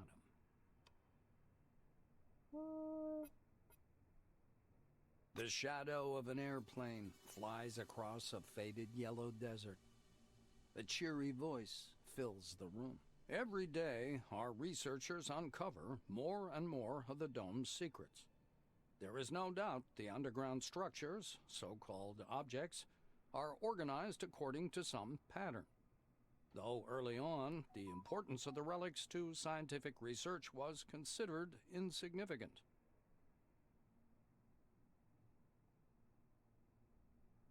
Okay. Wait. The desert dims into the black of a chalkboard. White lines drawn by an invisible hand begin to sketch a schematic of the dome. The narrator continues. By 1972, however, many important discoveries had come to light in a period of only a few months, and the construction of stationary research bases adjacent to the more promising objects began. Personnel moved into Ankara in May of 1972, and within half a year, Boston and Dessau were also brought into service, though the biggest discovery was yet to come. The picture changes to a chasm suffused with electric light, people bustling about everywhere. The speaker's voice seems to come from a distance. In November of 1973, a massive network of underground caves and a structure of hitherto unseen complexity was discovered in Sector C-12. Soon afterwards, the construction of C-12 Nashville began. The camera glides through dim caverns as the silhouettes of bizarre mechanisms emerge. Metal structures loom up from the dark, surrounded by earth-moving machines and exhausted miners wearing orange jumpsuits. The speaker continues. C-12 Nashville is an innovative research complex located atop the primary relic mining location. The complexity of this object is unique. Communications. The film abruptly cuts out, and Kingsley's face reappears. The rest of this information is classified. Hopefully you get the main idea. Nashville is a very special place, requiring people with both special qualifications and special clearance level, though yours will do for your task.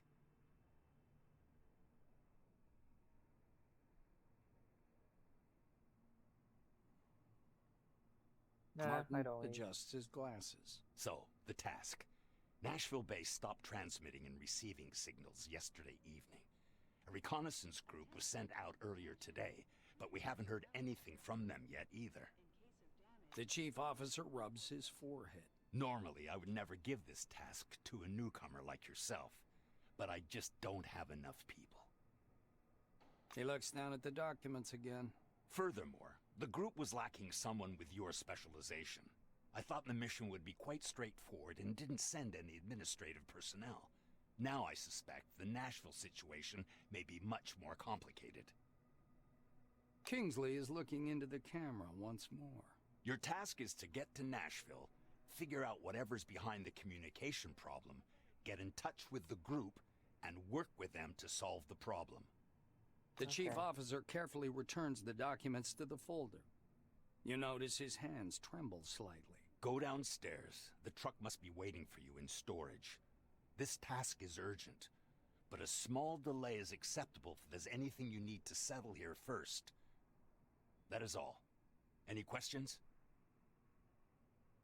Okay. Kingsley's hand reaches toward the camera. Great to hear. Take care of yourself.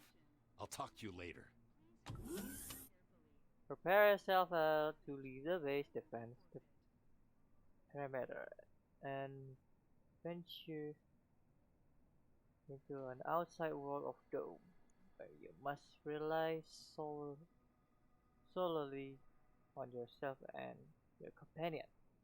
Check your gear one last time and go to the orange truck wait for you in the garage, on which you will continue your journey to Nashville facility. Later in game, you will be able to acquire your own vehicle, which will act as your mobile base of operation and give you unprotected, unprecedented, unprecedented freedom of movement. Okay, the base.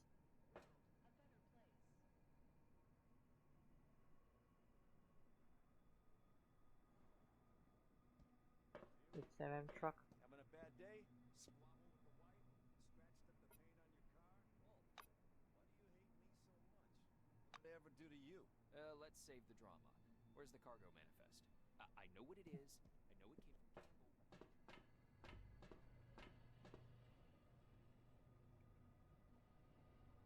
Number.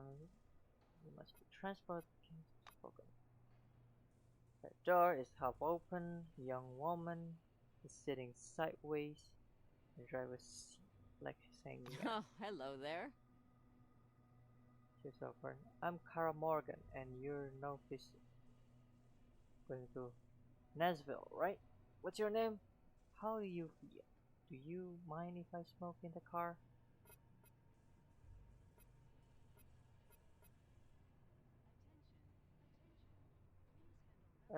Introduce myself. Glad to meet you. Glad to meet you too. How did you like the load capsule and the funicular? I'd go nuts. You want some? Or candy? Oh, I've got a chocolate covered fruit. Try some? Did you know candy's fruit are dried and boiled in syrup? You climb the cabin and plug yourself down on the passenger seat. The truck seems bigger on the inside. A wooden surrey is hanging from the driver mirror, then radio murmurs quietly. Are we going then? Should probably go now. The roads are bad. The asphalt, dirt, trash, mostly got away. We'll get there before the storm hits. Mind if I turn the radio up a bit? Do you like music? Blues? Gospel? For instance, like... You can make out exactly what the car's like. So can you smoothen the rest of the sentence? And the truck is going to motion.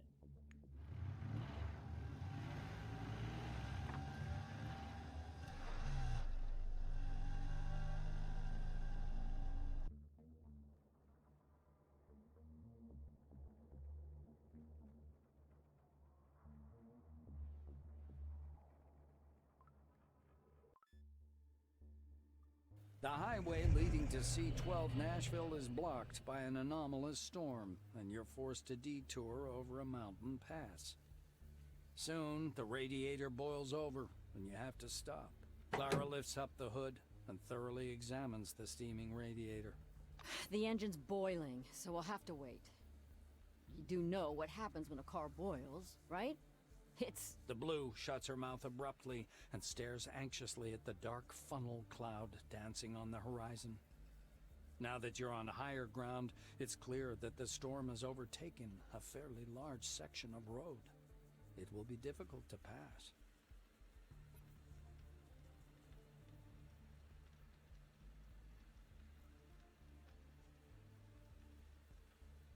The Blue looks at the engine again. We wait. As soon as it cools down, we'll go. This storm worries me more, but it's not an insurmountable problem. I heard there are some relics at the local gas station that protect against anomalies. You could even accidentally step on one out here, they say. Mysterious are the ways of the Lord.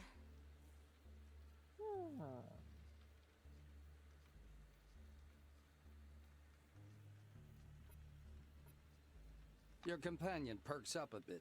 She seems to be interested in this subject. This place is registered as a resource anomaly zone. Do you know what that is? It's when the relics mined there have been studied and deemed useful. Okay. Not much is known about these relics. They dampen anomaly fields, even very strong ones. They're also found in other parts of the dome. They're known as bronze apples, or aluminum apples. I don't remember, but something like that. Wait, let me...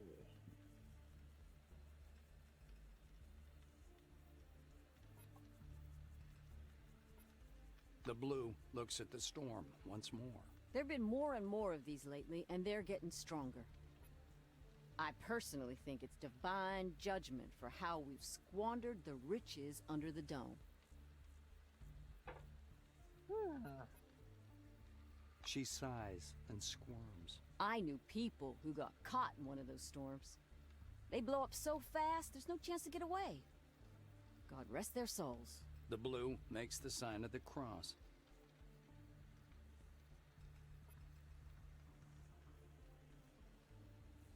Morgan thinks for a moment. It's a combination cafe gas station called Roadside Picnic.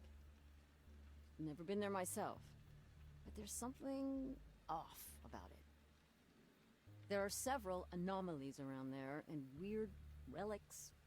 Supposedly, machines and structures decay much faster than they should in that area. But maybe that's just a story.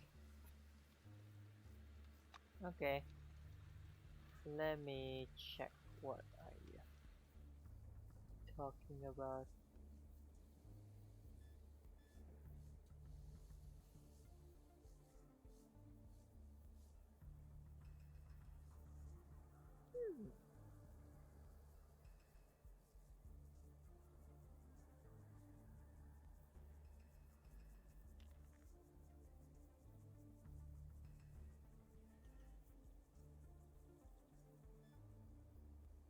Let me see. Deactivate immerse robotic unbelievably accurate. I'm still tweaking out. Just get some sleep. That's all you need. That's the thing. I don't want to sleep. Those whites sure know their chemistry. What did they add in there anyway? Some kind of stimulator? Or maybe some forefather stuff? Why do you even care?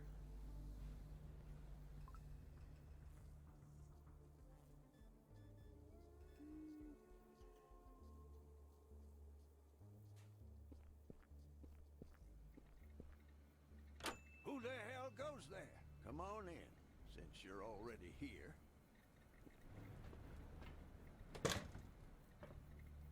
A weird, scruffy old man with a matted beard is sitting in front of the checkout terminal.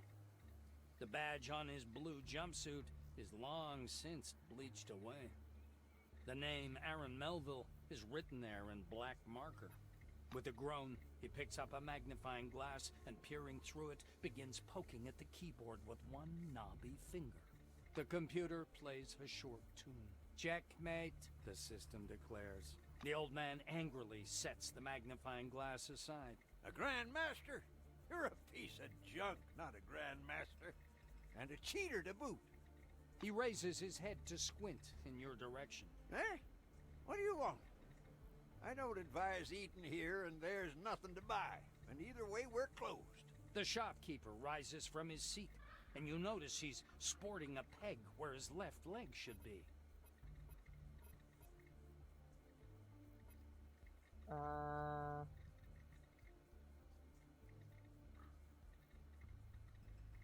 The old man throws up his hands with a scowl. Then go fix it.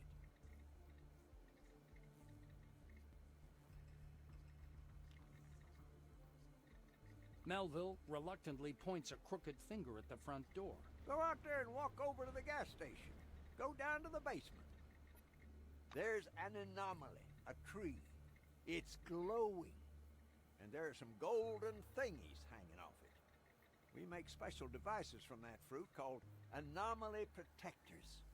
Should one be laying around on the floor, Go grab it, then put it in the truck and bug off to... where was it you was going to? That's where you bug off to. The Blue starts slapping the pockets on his overalls. After a little digging, he pulls out a little key on a shoelace. Only take the device, you hear? It's company property. I should be charging you myself, as a matter of fact.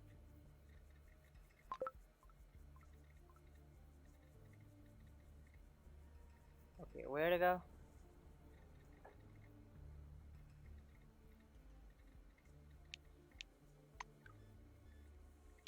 Quest.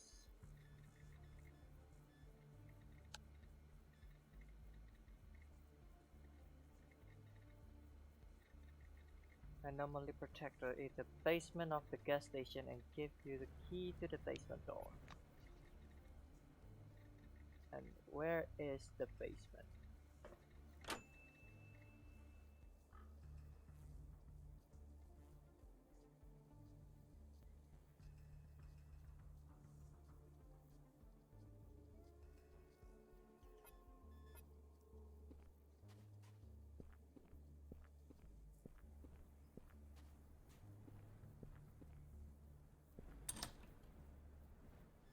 Ammunition.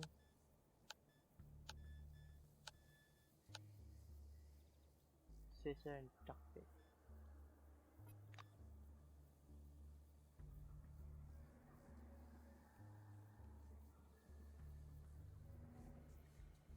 Okay, let me go inside again.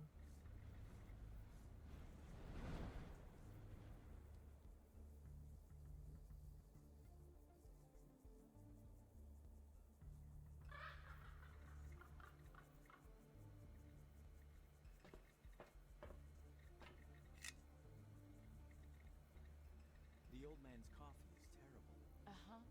And so is his temper. The old man sits at the counter with his head propped in one hand.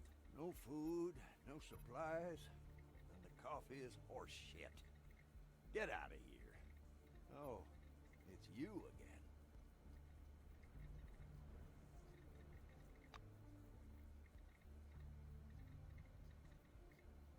Then maybe I just need to go.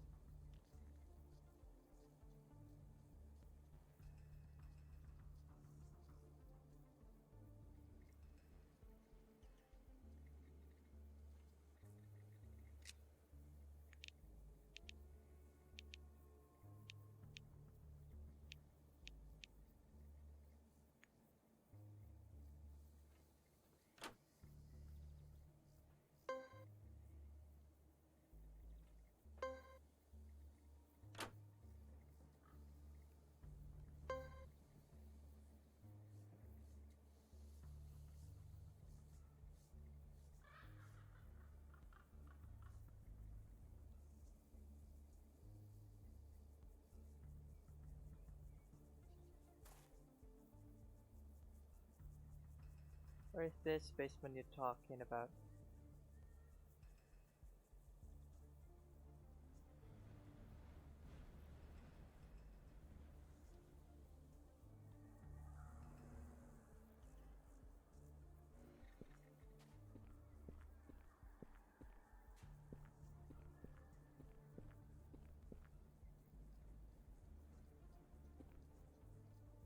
I wouldn't go in there if I were you. It's a dead-end job.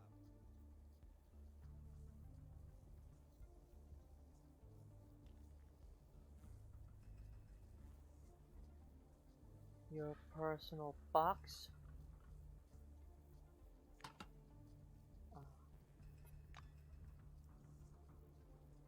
Supply. Oh. Toolbox.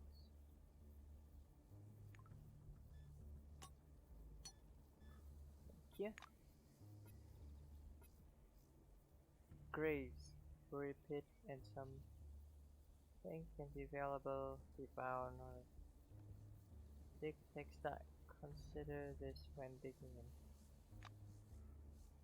Box.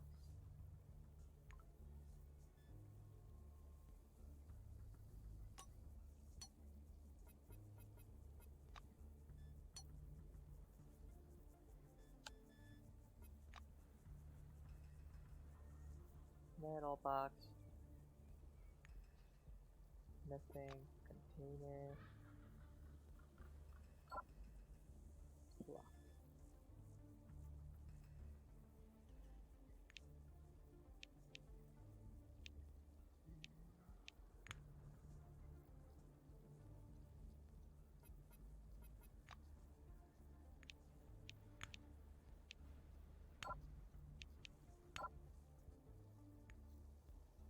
Okay,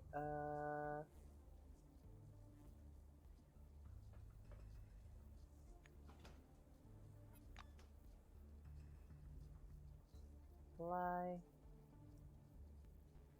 Ah.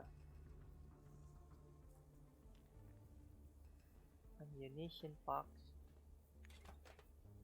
Thing. Workbench. Large container.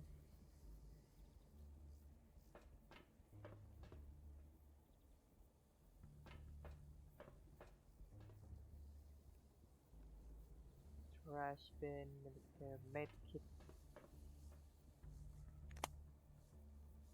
Nothing.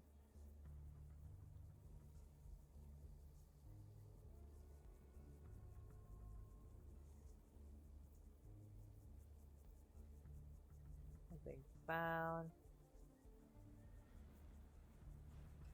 Okay then, let's go down.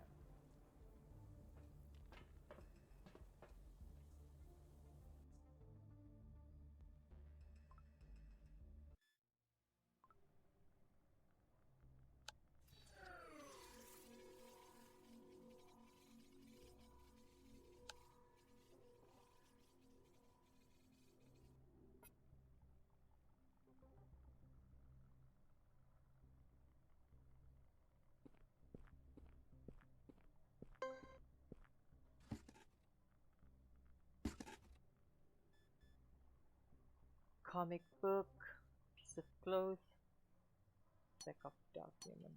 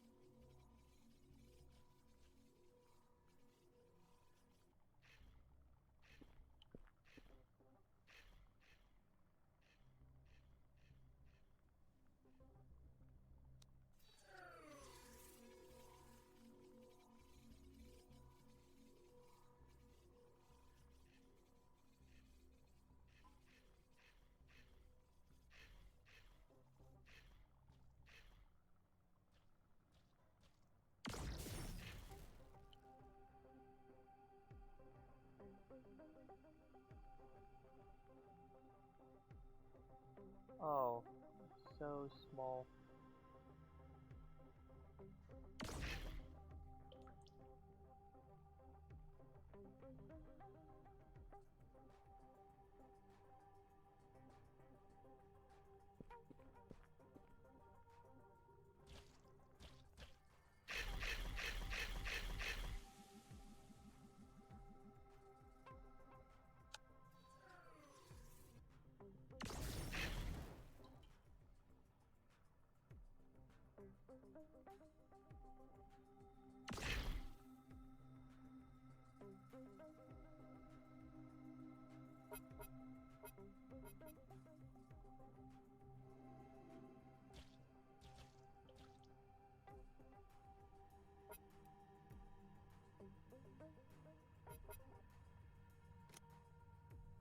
Okay.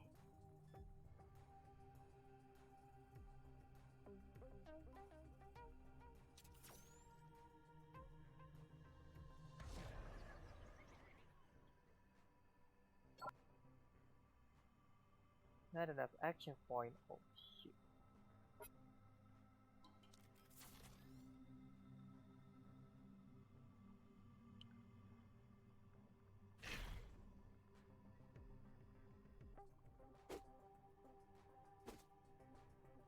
Okay. How much my HP?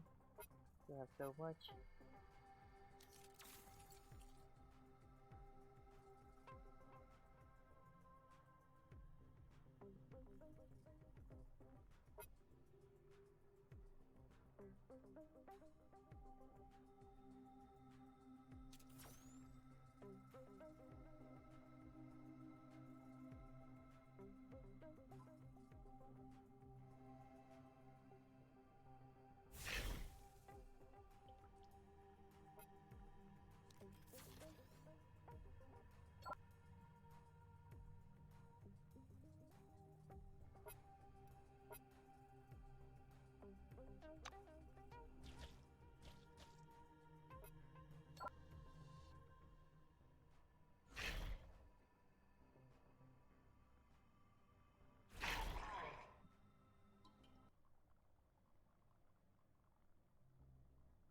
Can I scan?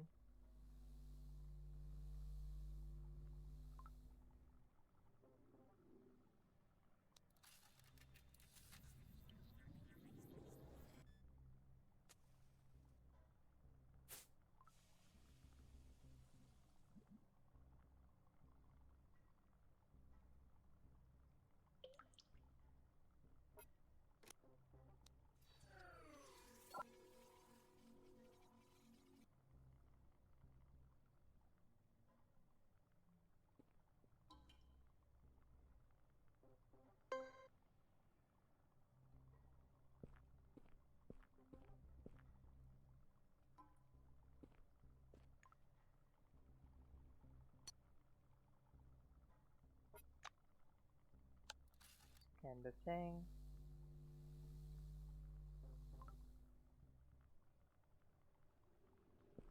Here. Explode this.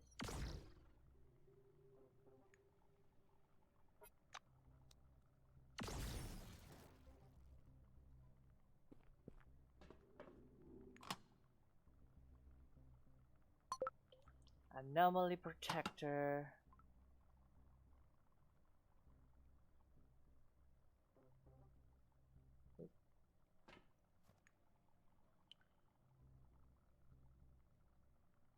Glowy relics. It costs so much money, but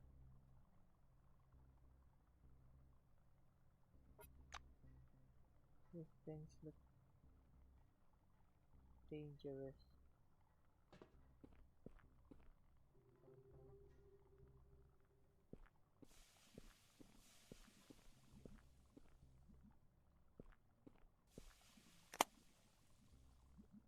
Dang it, there's nothing here.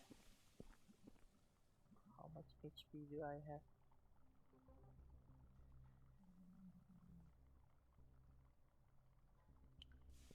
Ugh, ugh.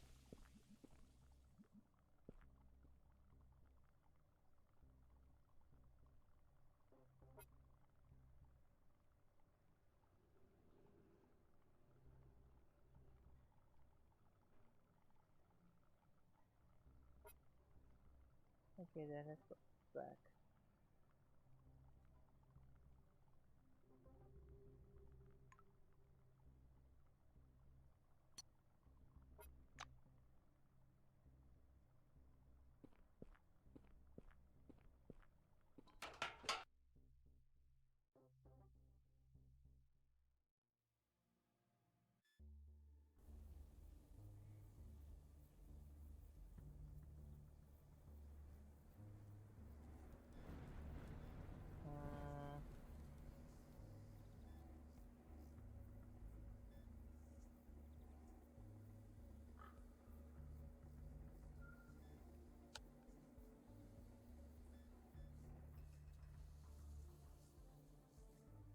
Let's walk around.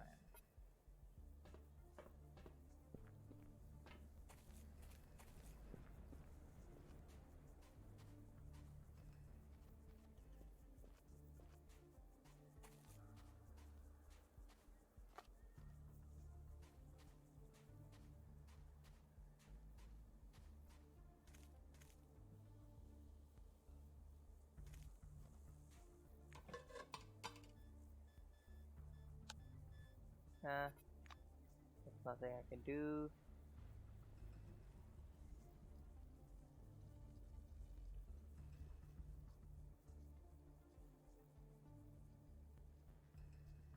I see.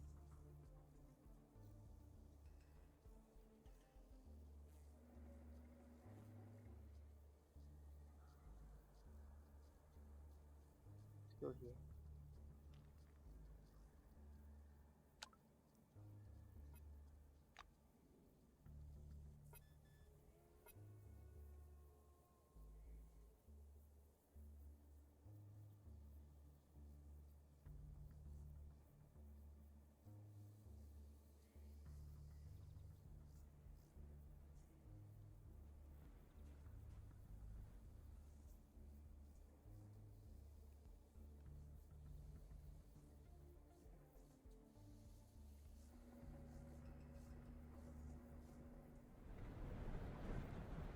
For us passing a supermarket? Let's go back.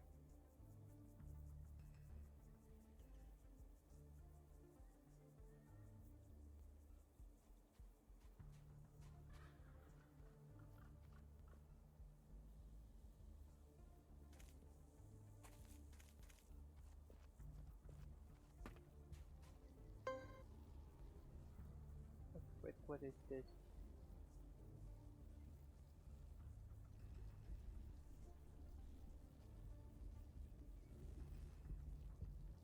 Ah, rat. Just a freaking rat.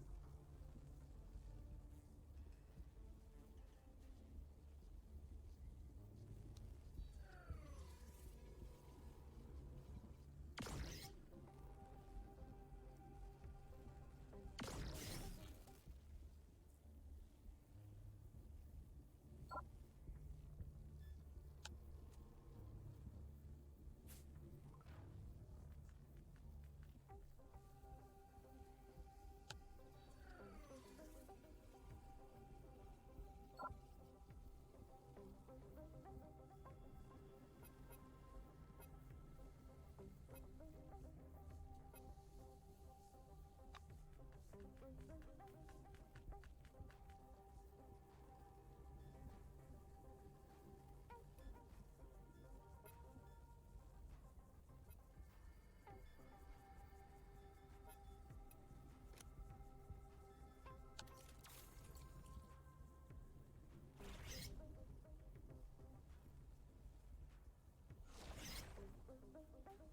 out.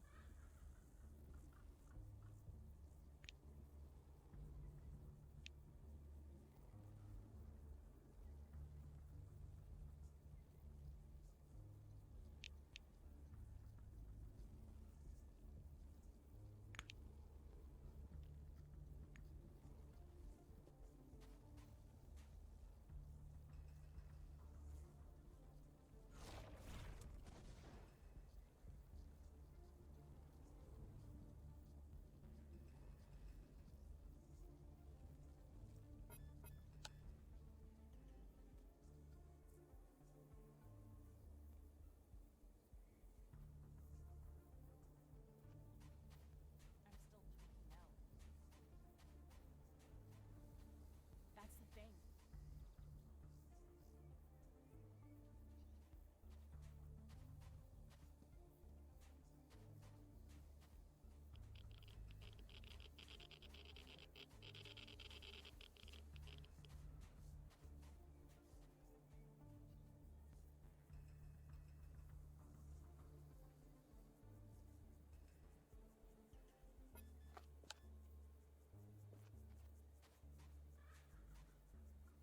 Ah, what do you want?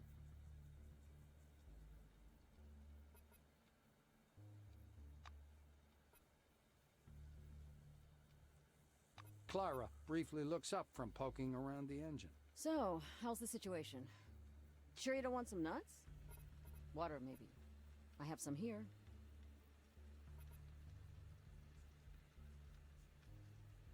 A vague smile appears on the Blue's face. Really? That's good news. We could have been stuck in here for a long time.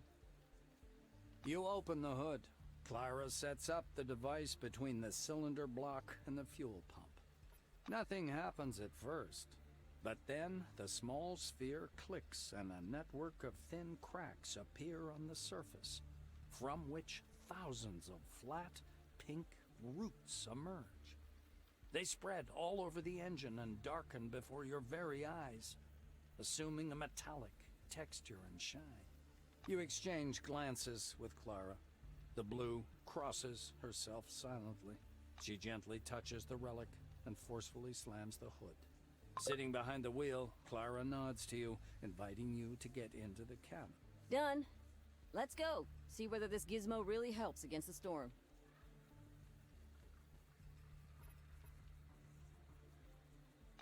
Okay, let's go. That's what the pretty nasty trick.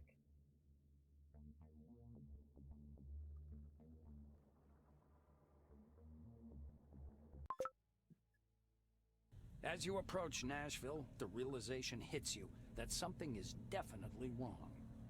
The boom at the security checkpoint is up, and the turret indicators are glowing red.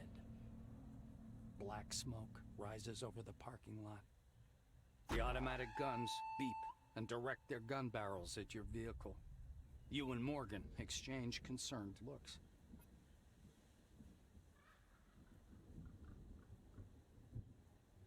Clara floors it. The engine roars as the tractor truck speeds past the turrets and leaves the danger zone. The road turns left, and you're on the main road leading to the complex. There are bodies everywhere, but no visible survivors. Morgan crosses herself and whispers a prayer.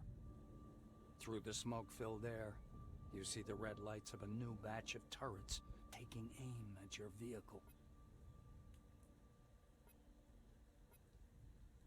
Clara swings the vehicle into a short, controlled skid, positioning it to shield you as you exit. As the turrets swivel to catch up to your truck, the two of you are already on the ground, outside the kill zone.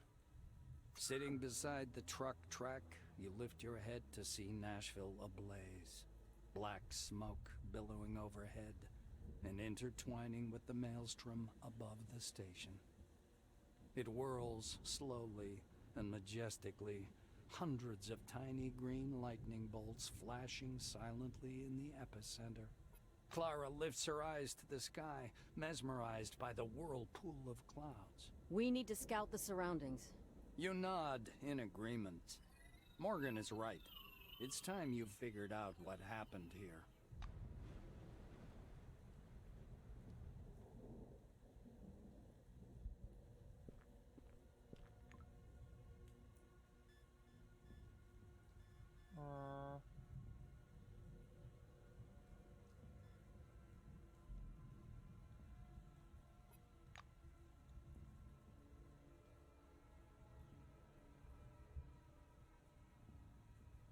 What do I need to do? I need to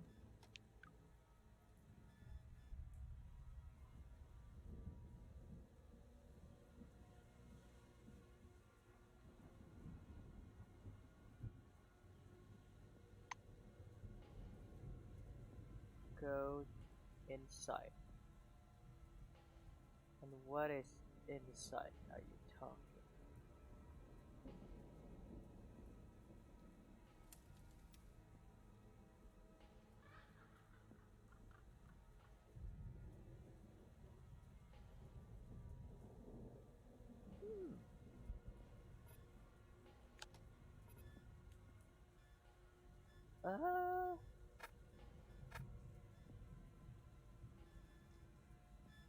Characters.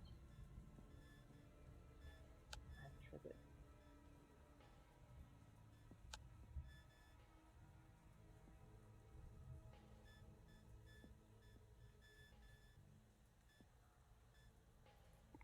Solid team. Save AP and negative for companion. Strength among the companion.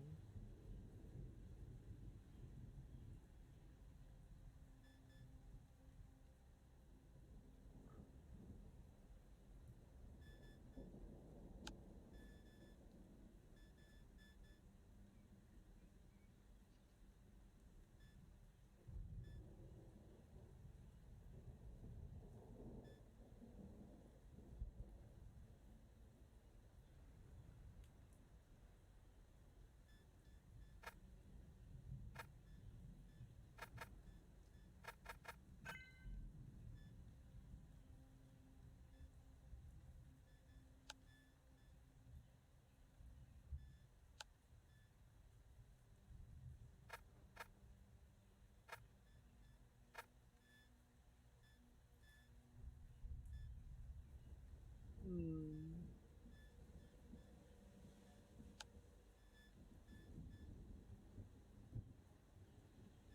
Uh,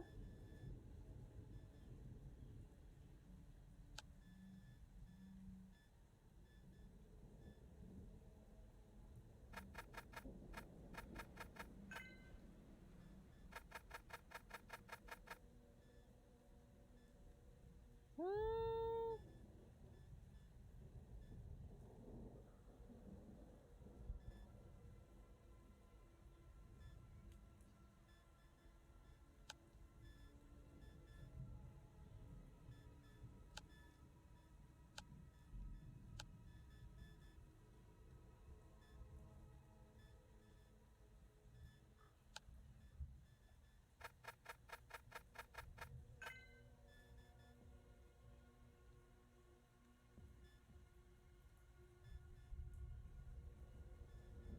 Mm,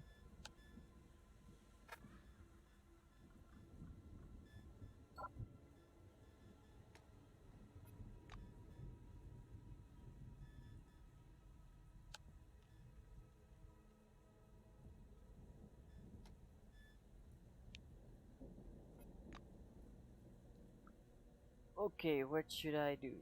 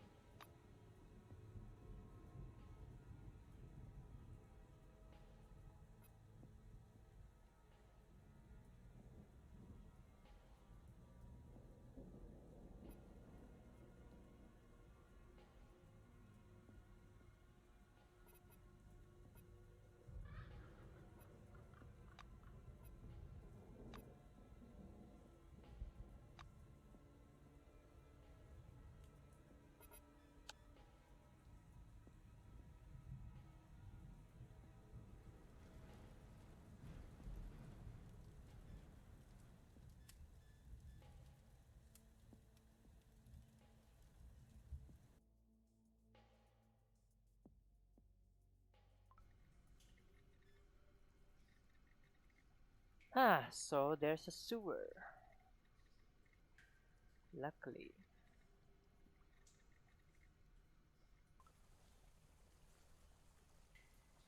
Okay, from here, where do we can go? Let's heal myself.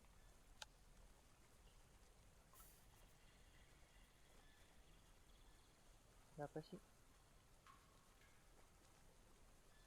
Punya 2 skill 40.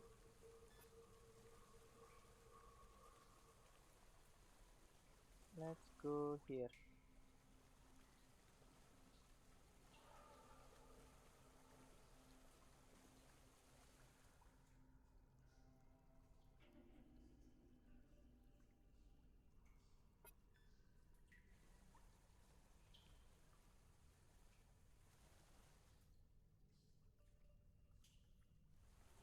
There's another rat.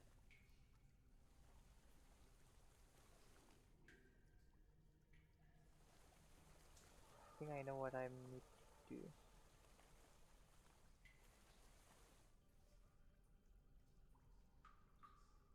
There's the stair over there. There's a stair over here. And what is that?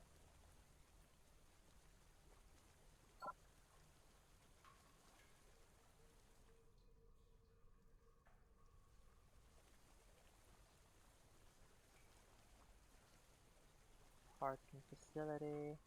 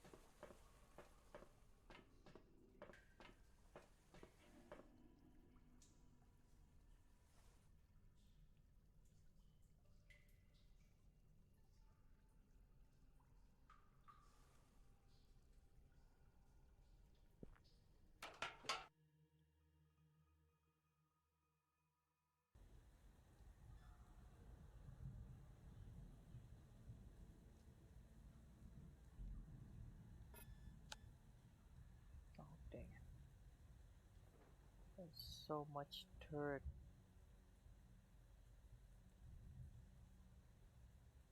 Can go there. I obviously cannot go there.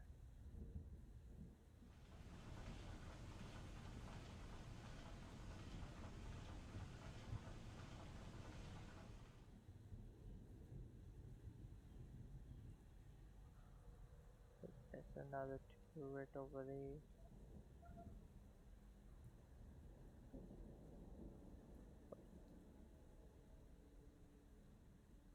No.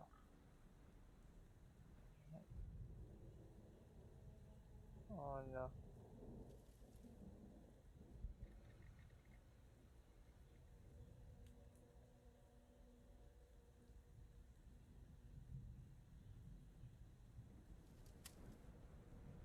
Let's go back inside and see if I can find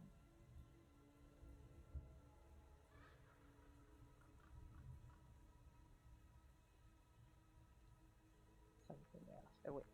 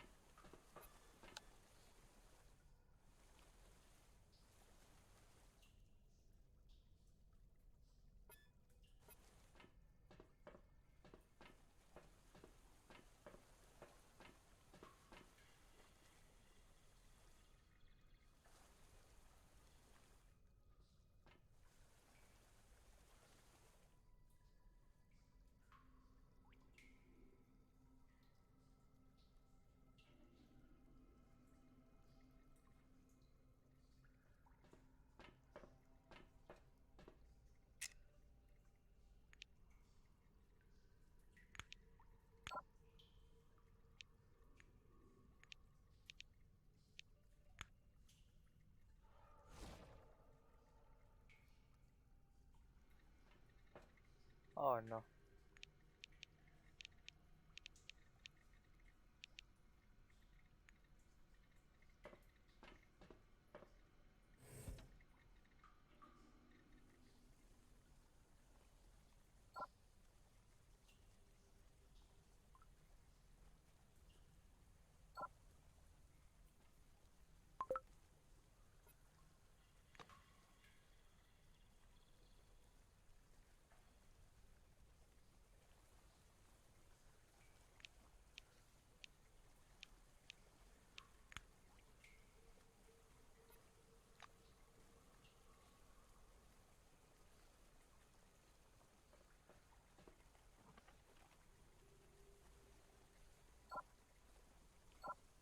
Okay.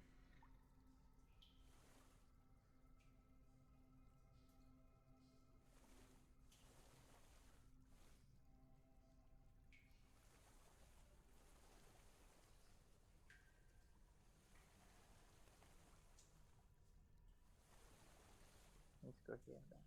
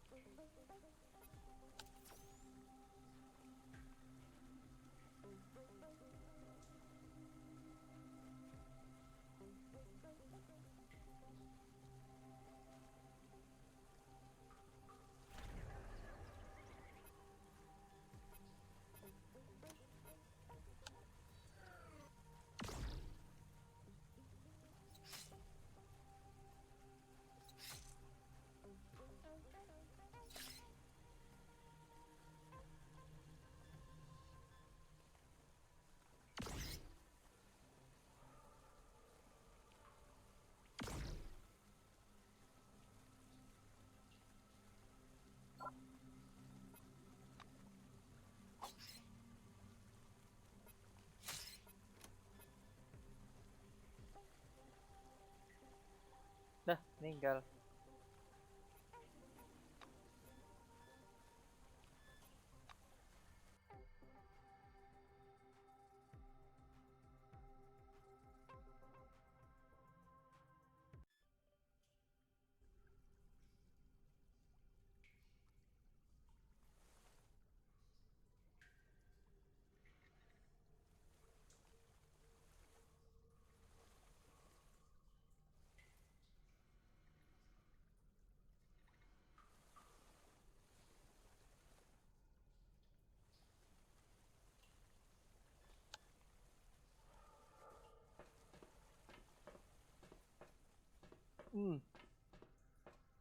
So that's not an option.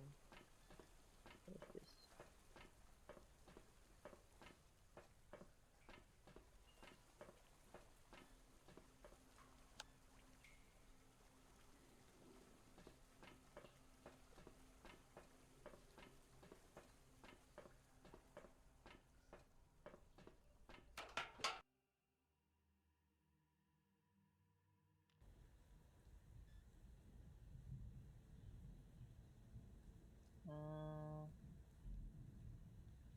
Let me see.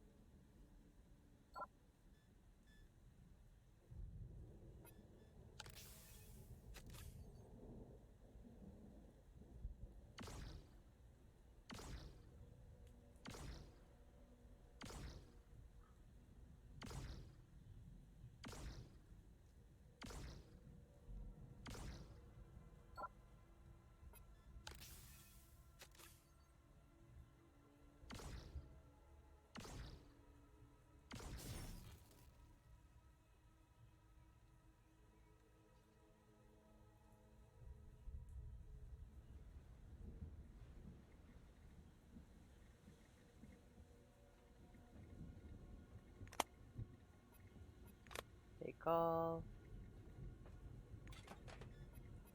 Take all.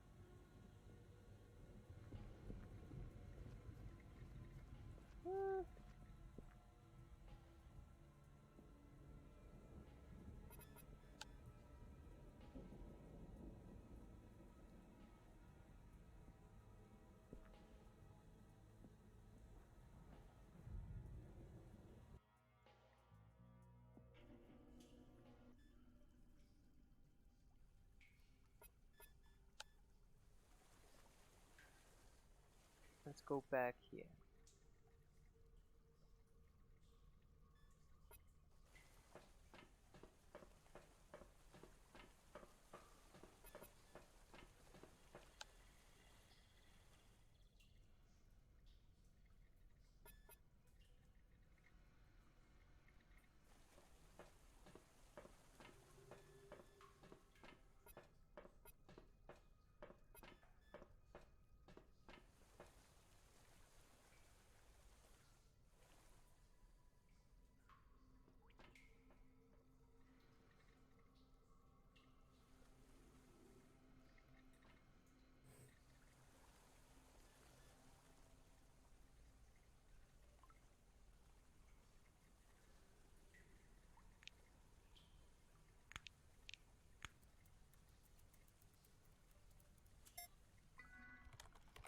No computer, drone, sleepily, anti-desk cover, covering.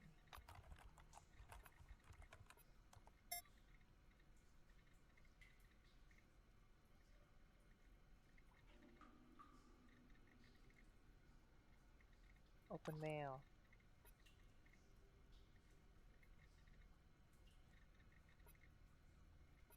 Open menu.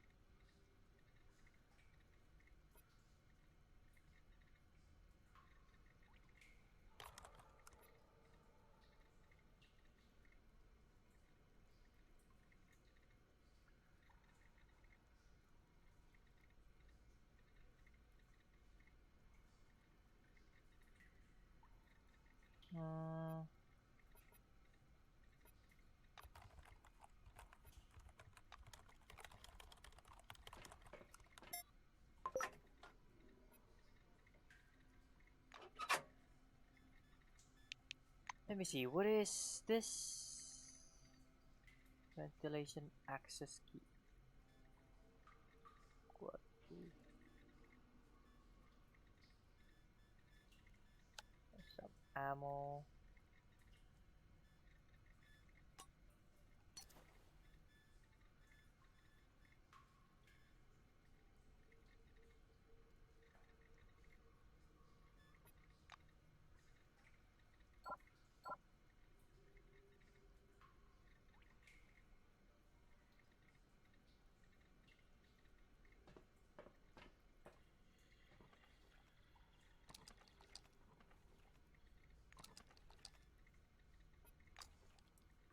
Okay.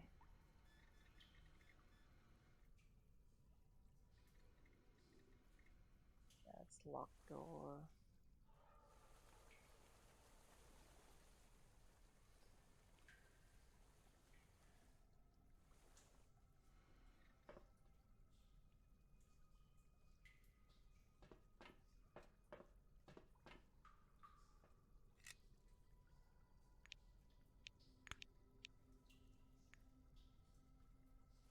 Let me see. Well, this one brings me.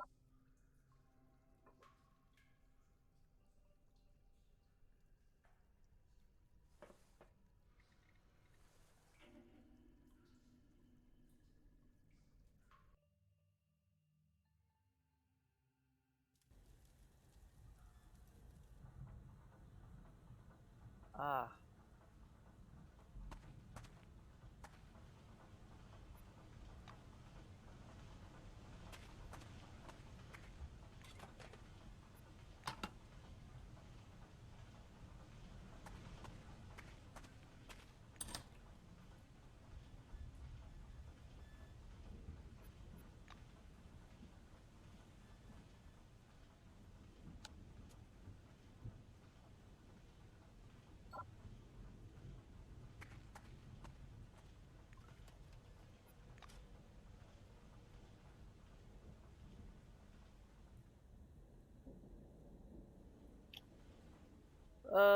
What should I do? What do I need to do?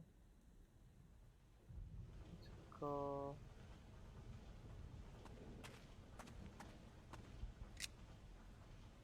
That's lucky.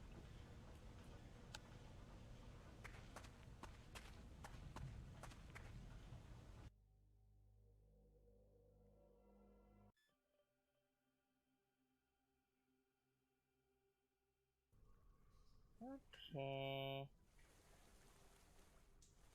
Let's go there.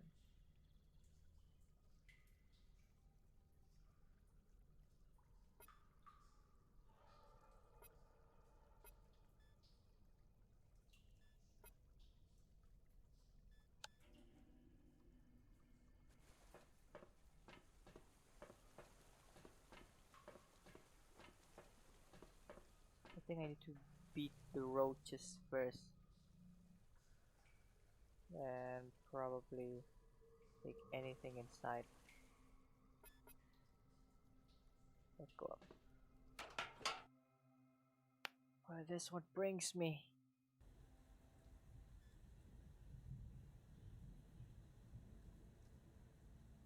It's right here, so yeah, it's right there.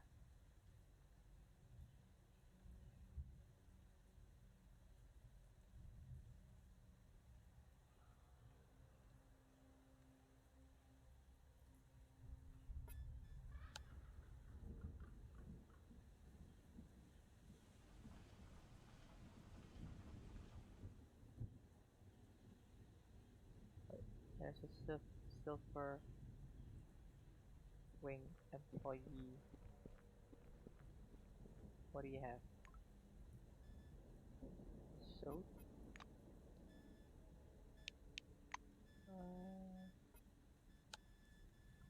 Okay.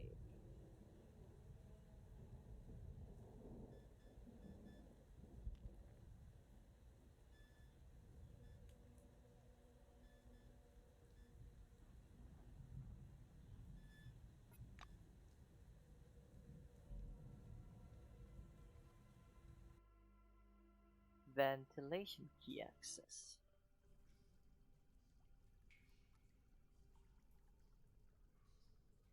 Yeah, I need to save this here.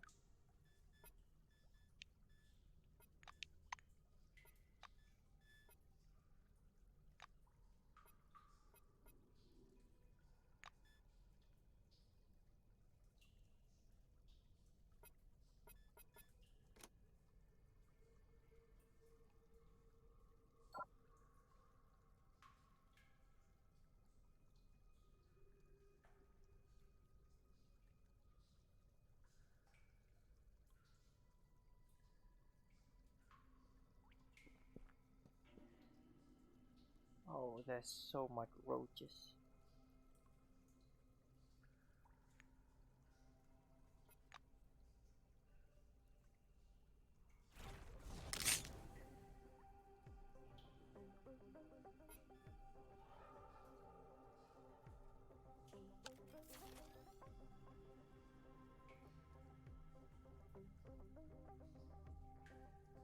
Hit 100%. Defend 20%.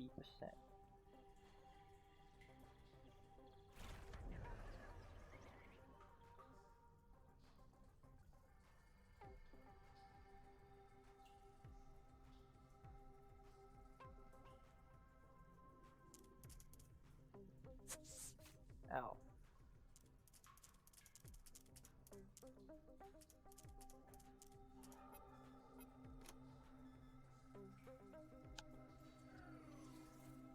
Uh...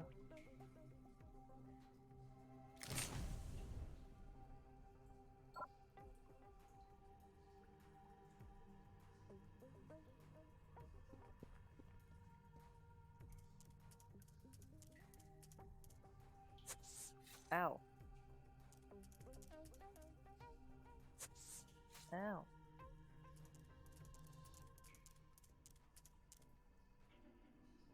Okay. Burn it. Oh, frick.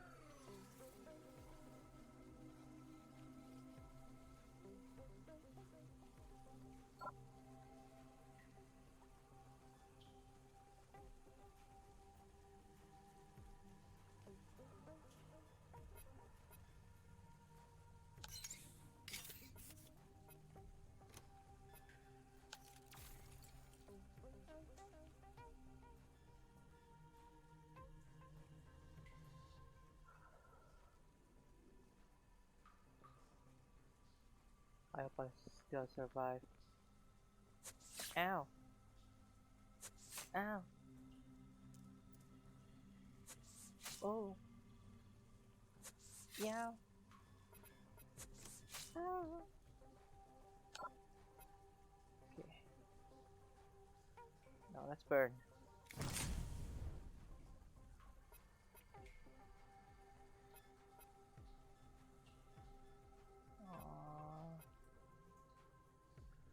Let's run.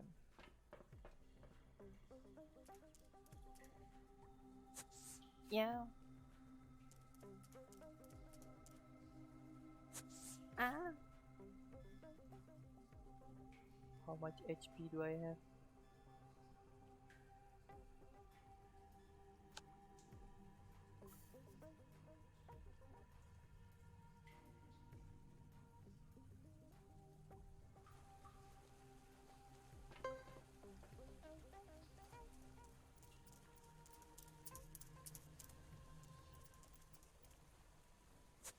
Yeah.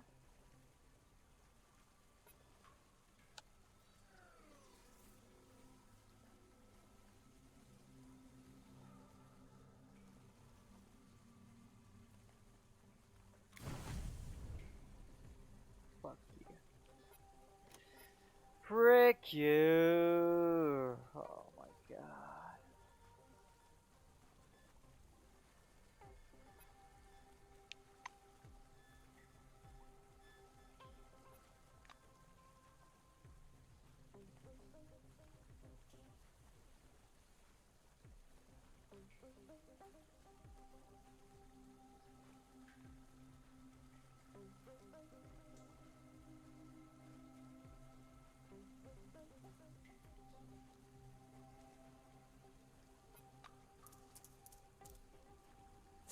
Yeah. Oh. Okay, let's see. No, I just need to go out.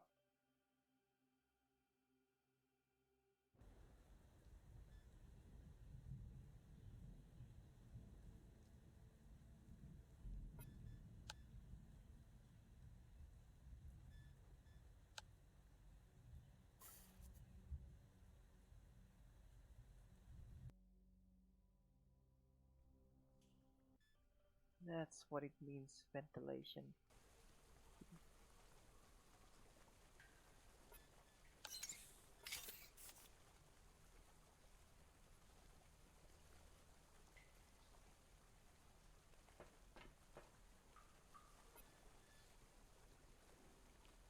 Crazen 71%. Yeah.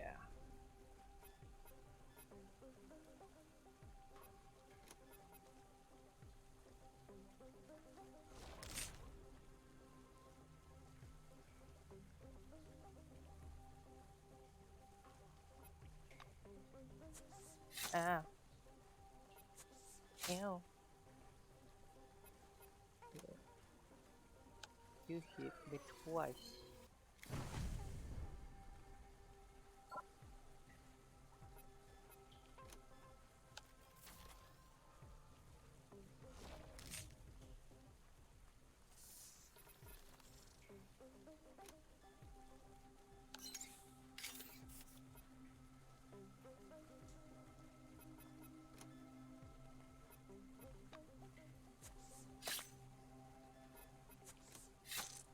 You.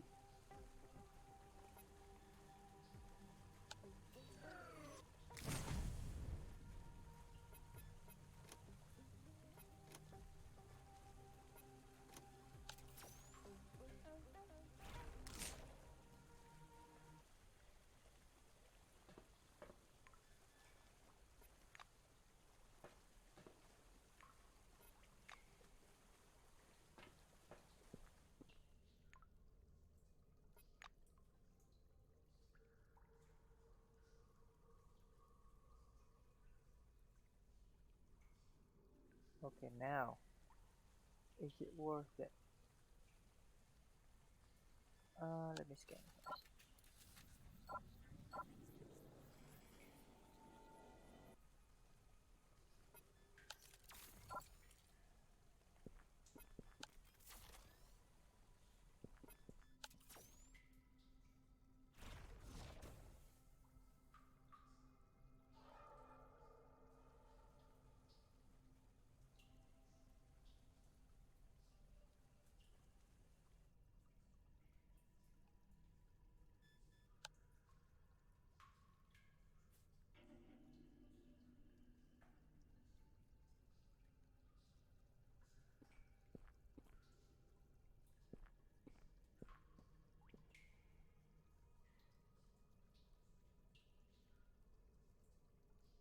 It's not worth it at all. Oh my god. Okay, let's go back here.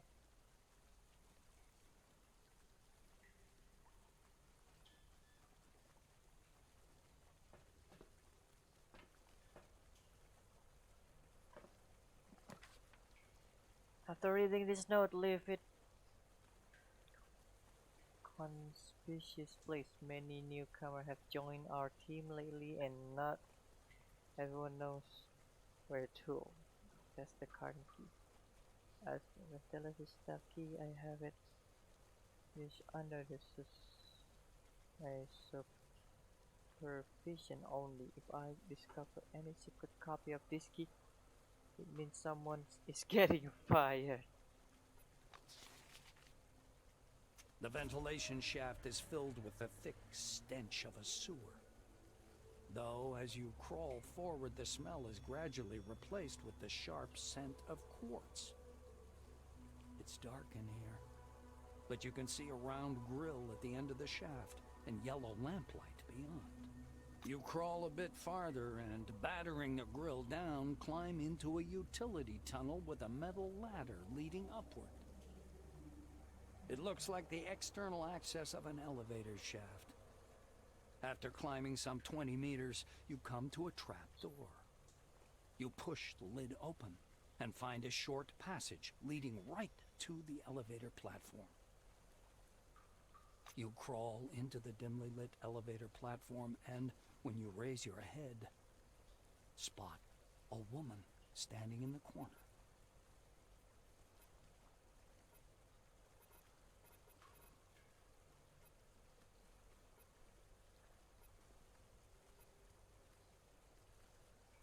You stand silently for some time, leaning against the elevator fencing. The strange woman suddenly turns, her eyes wide open. Oh. In them, you see brightly glowing white rings around the iris. There's a thud. Something heavy falls down behind you, making the cabin shudder. You reflexively jump aside, just in time. A body lands where you were standing a moment ago with an unpleasant crunch. And then the elevator platform is shaking. A speaker on the wall comes alive. Caution, overload. Please vacate the platform. Caution, overload. Please vacate. The strained overhead cable snaps with a blaring twang. You fail to leap from the platform in time. It plummets, whatever remains of its emergency braking mechanism screeching unbearably. You lay down on the elevator floor to soften the blow as much as possible. The elevator car comes to a sudden halt as it crashes into something soft with a loud splash. Faint emergency lights illuminate a heap of torn limbs and crushed torsos smeared on the floor. The smell of blood is thick in the air. You stagger to your feet. The elevator door opens onto a dark corridor. You have arrived at your destination. Welcome to Nashville.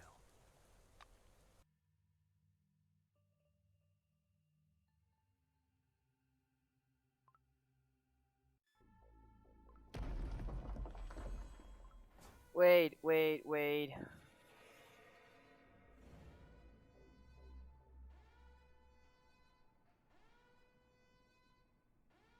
Oh no, I can't go back.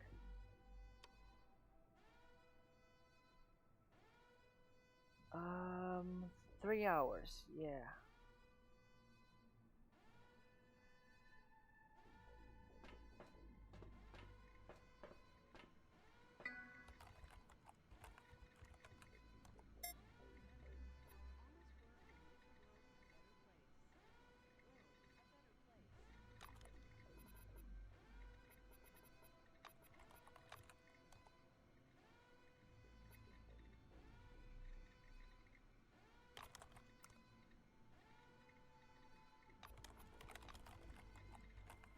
There's so much thing I need to read, but I think that's for another time. Let me save this here. Okay.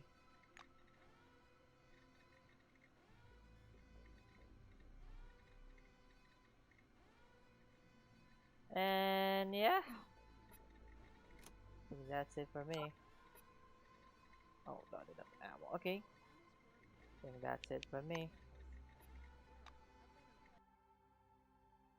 I don't know. It became horror like this. Oh my god.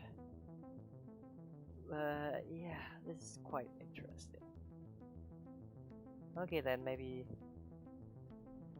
I will play this again later. I don't know, but if you're here, then welcome to the Encased, and see you next time. Goodbye.